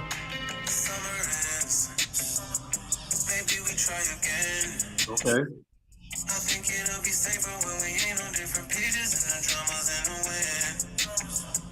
If we can't make amends, no, I'll play my violin, no. Feel so insane, you might be my favorite song that I'll never sing again. Tell me what is love, always have to cut so deep when you run through my mind till you burn your feet. Baby, we both tweak, but I don't wanna let it die. No, I We both tweet. Nah. You know what I'm saying? Like, Hey. Nah, bro. I'm fucking with that one. Hey, fucking that's with the that, one, bro. I'm I sent honestly you my on email, Ulterior right? Motives, bro. I'm fucking with that one. Nah. I'm saying it right So, now.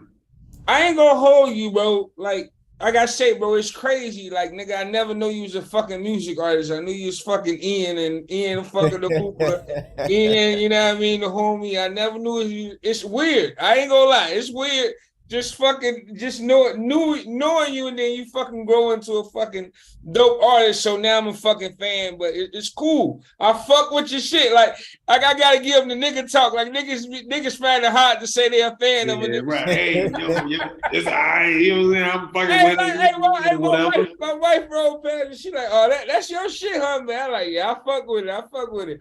But now, bro, when I say, bro, just fucking do the groundwork. You out of here. All right? You know how niggas be like, I synced it, bro.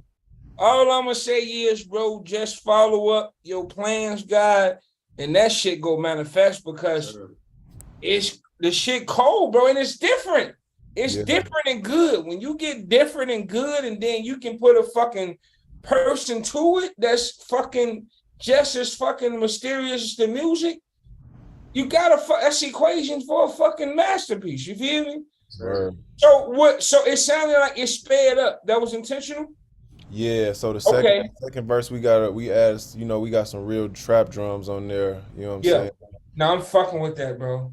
And it sound crazy. I really wish, like, I can't wait for y'all to really hear because the drums that's on there, G, it's like, and I can't wait to perform that one too because it's really on some, you know, lull them to sleep for real. Like, it's a ballad for real. And then that second verse come in, bro, and it's like, oh okay, we in the club now. You know what I'm saying?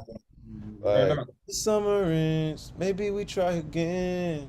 I think it'll be safer when we ain't on different pages and the drama's in the wind. It's like, it's like, bro, it's like this shit really, it's like the shit that I'm writing about, dog. The shit's so like relative to life, man. It's like, man, and that's why I really, when I do shows and stuff, I really want to talk to people and just be like, man, how many people in here went through a breakup before? All right, raise our hand. All right, how many people went through a breakup, but it wasn't a bad breakup or it wasn't a toxic breakup? It was more just, man, we need to kind of like go our separate ways because the shit just not really aligned or whatever. So people gonna be like, nah, in their heads, like, yeah, you know what? I do got people I broke up with, but we still cool, or we just realized it. Because it's like everything not a toxic breakup. Everything not a throw your clothes out the window, bitch, fuck you. It ain't. Everybody ex ain't a piece of shit. You know what I'm saying? Yeah. Ex ain't a piece of shit. And the more that you experience other people and realize, like, you know what, sometimes we just not the right fit, or this just not the right time for us for whatever reason. We not aligned. Maybe I need to grow more, maybe you need to grow more, whatever the case may be. Everything ain't I hate my ex so much. You know what I'm saying? Sometimes it's I cheated. Sometimes, everything ain't a cheating thing. Sometimes it's a man.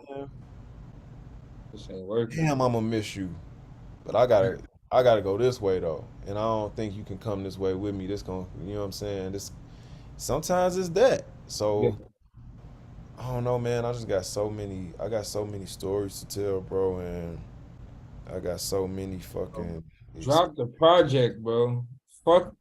Fuck Spoon Pete. Like, hey, when you talk to your team, be like, hey, the nigga that I used to go to high school with, nigga run the podcast, he was like, fuck all that spoon feeding shit.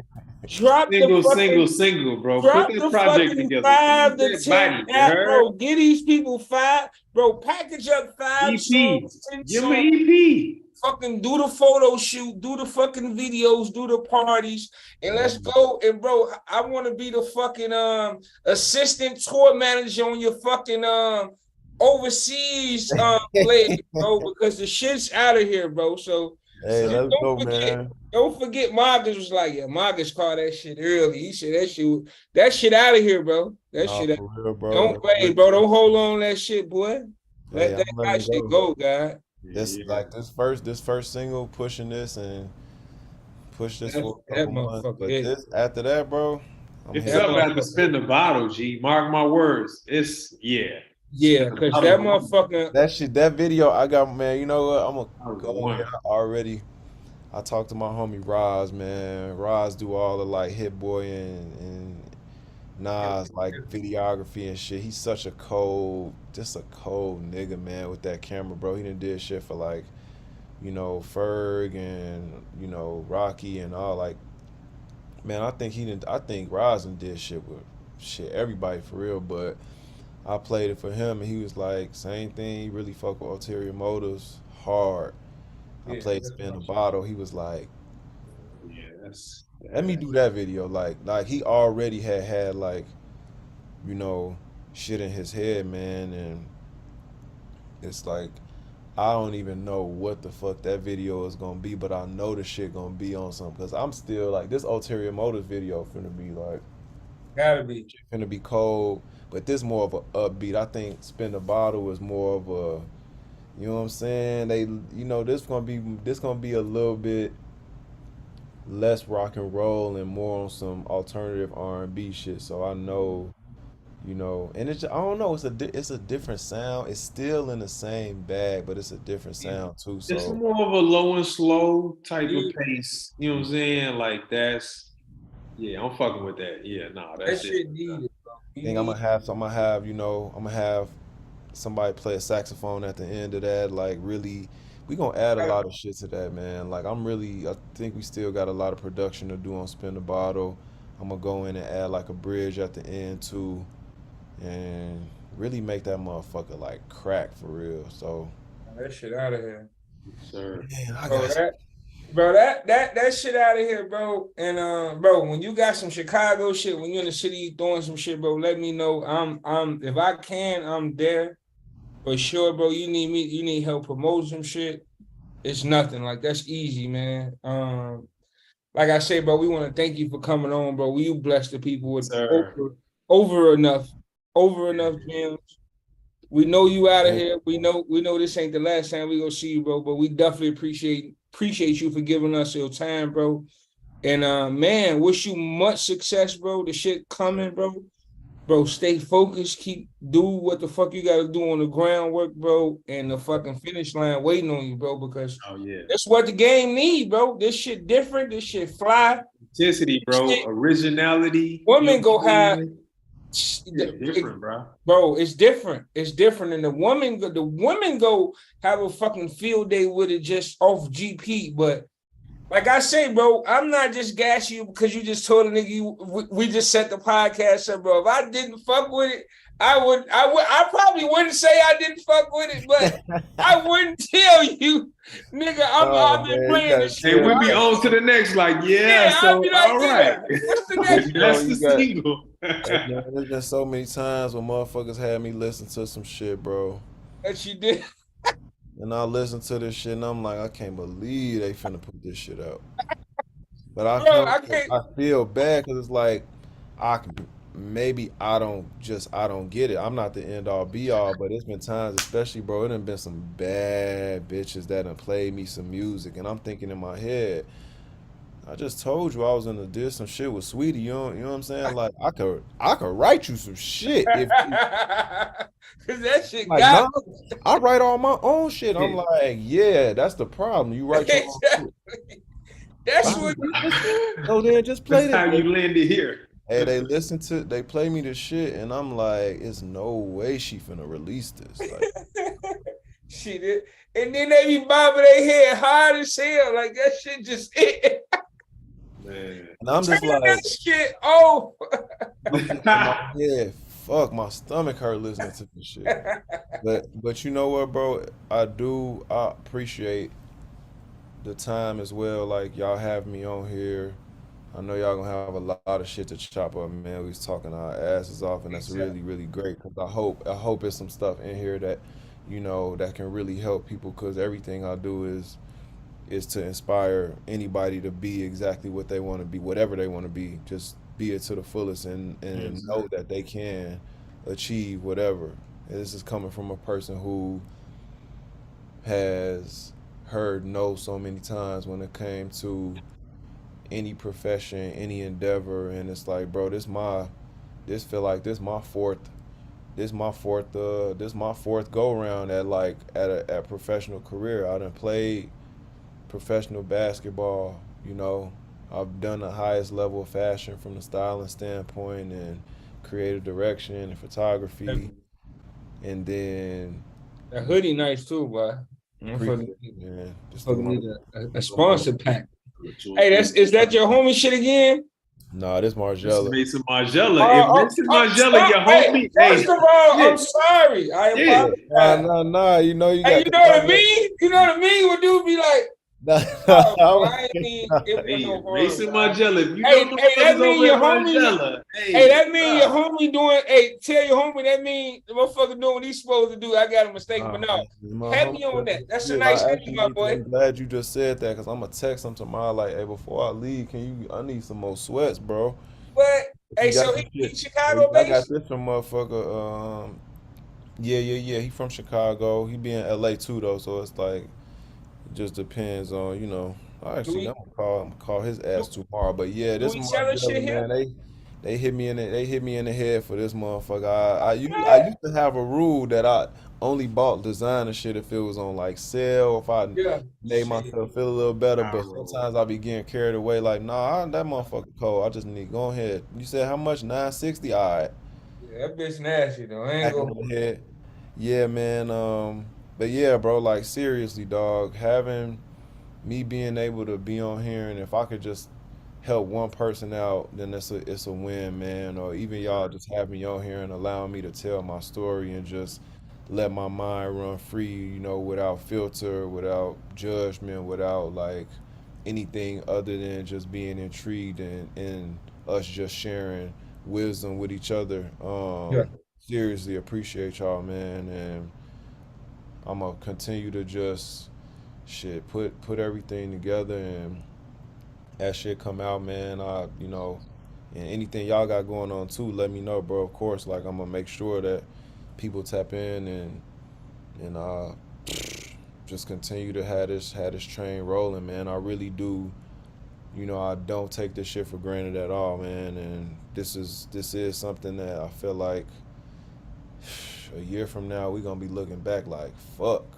What? That part. Yeah, nah, bro. These journal entries, man. You know what I'm saying? We time stamping, you know what I'm saying? This history in the making, bro. So that part. We're gonna listen back to this episode pre-spin the bottle release, you know what I'm saying? Ulterior Motives video. Like, man, bro said that shit was crazy. Hey, that shit out of here. I know I keep saying that shit, but that so motherfucking.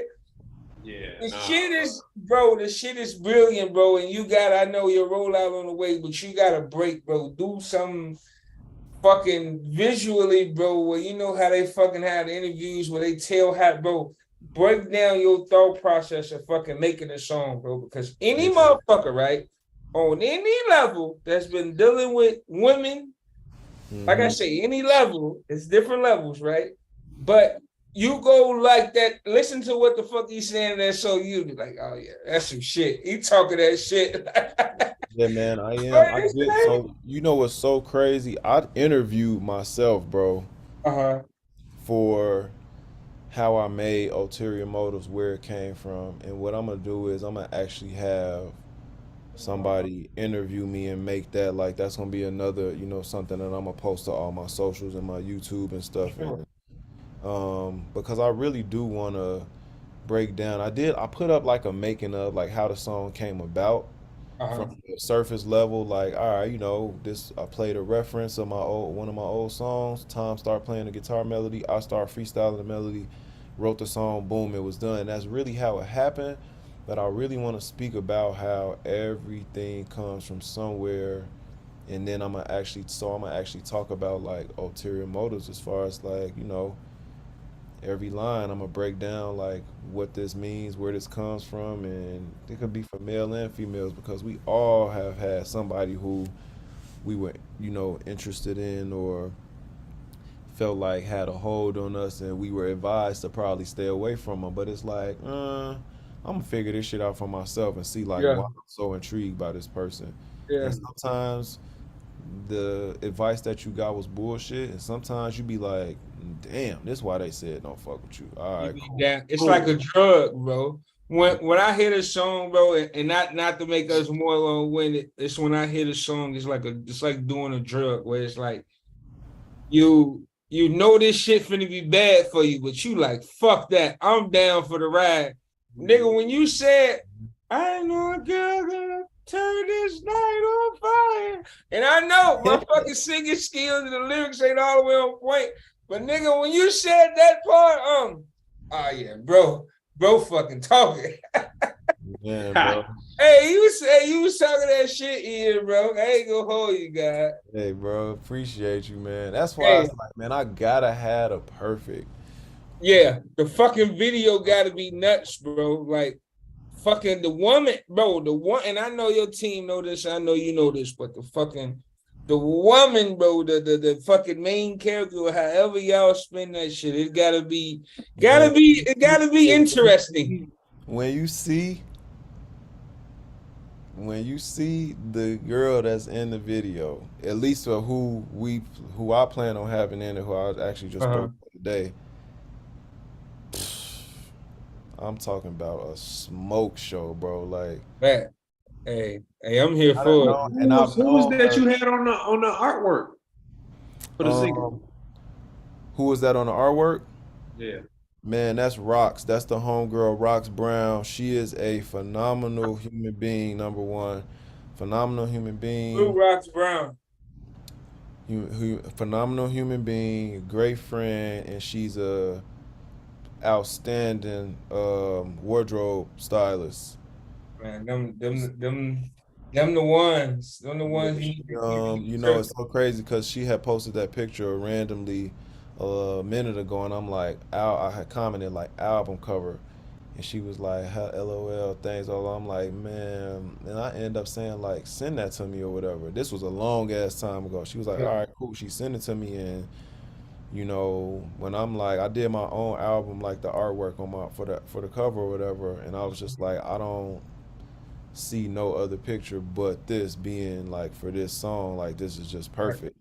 And I asked her if it was it cool if I use it. She was like, hell yeah. But yeah, shout out Rox, man. She's literally one of Hey, my favorite people, man.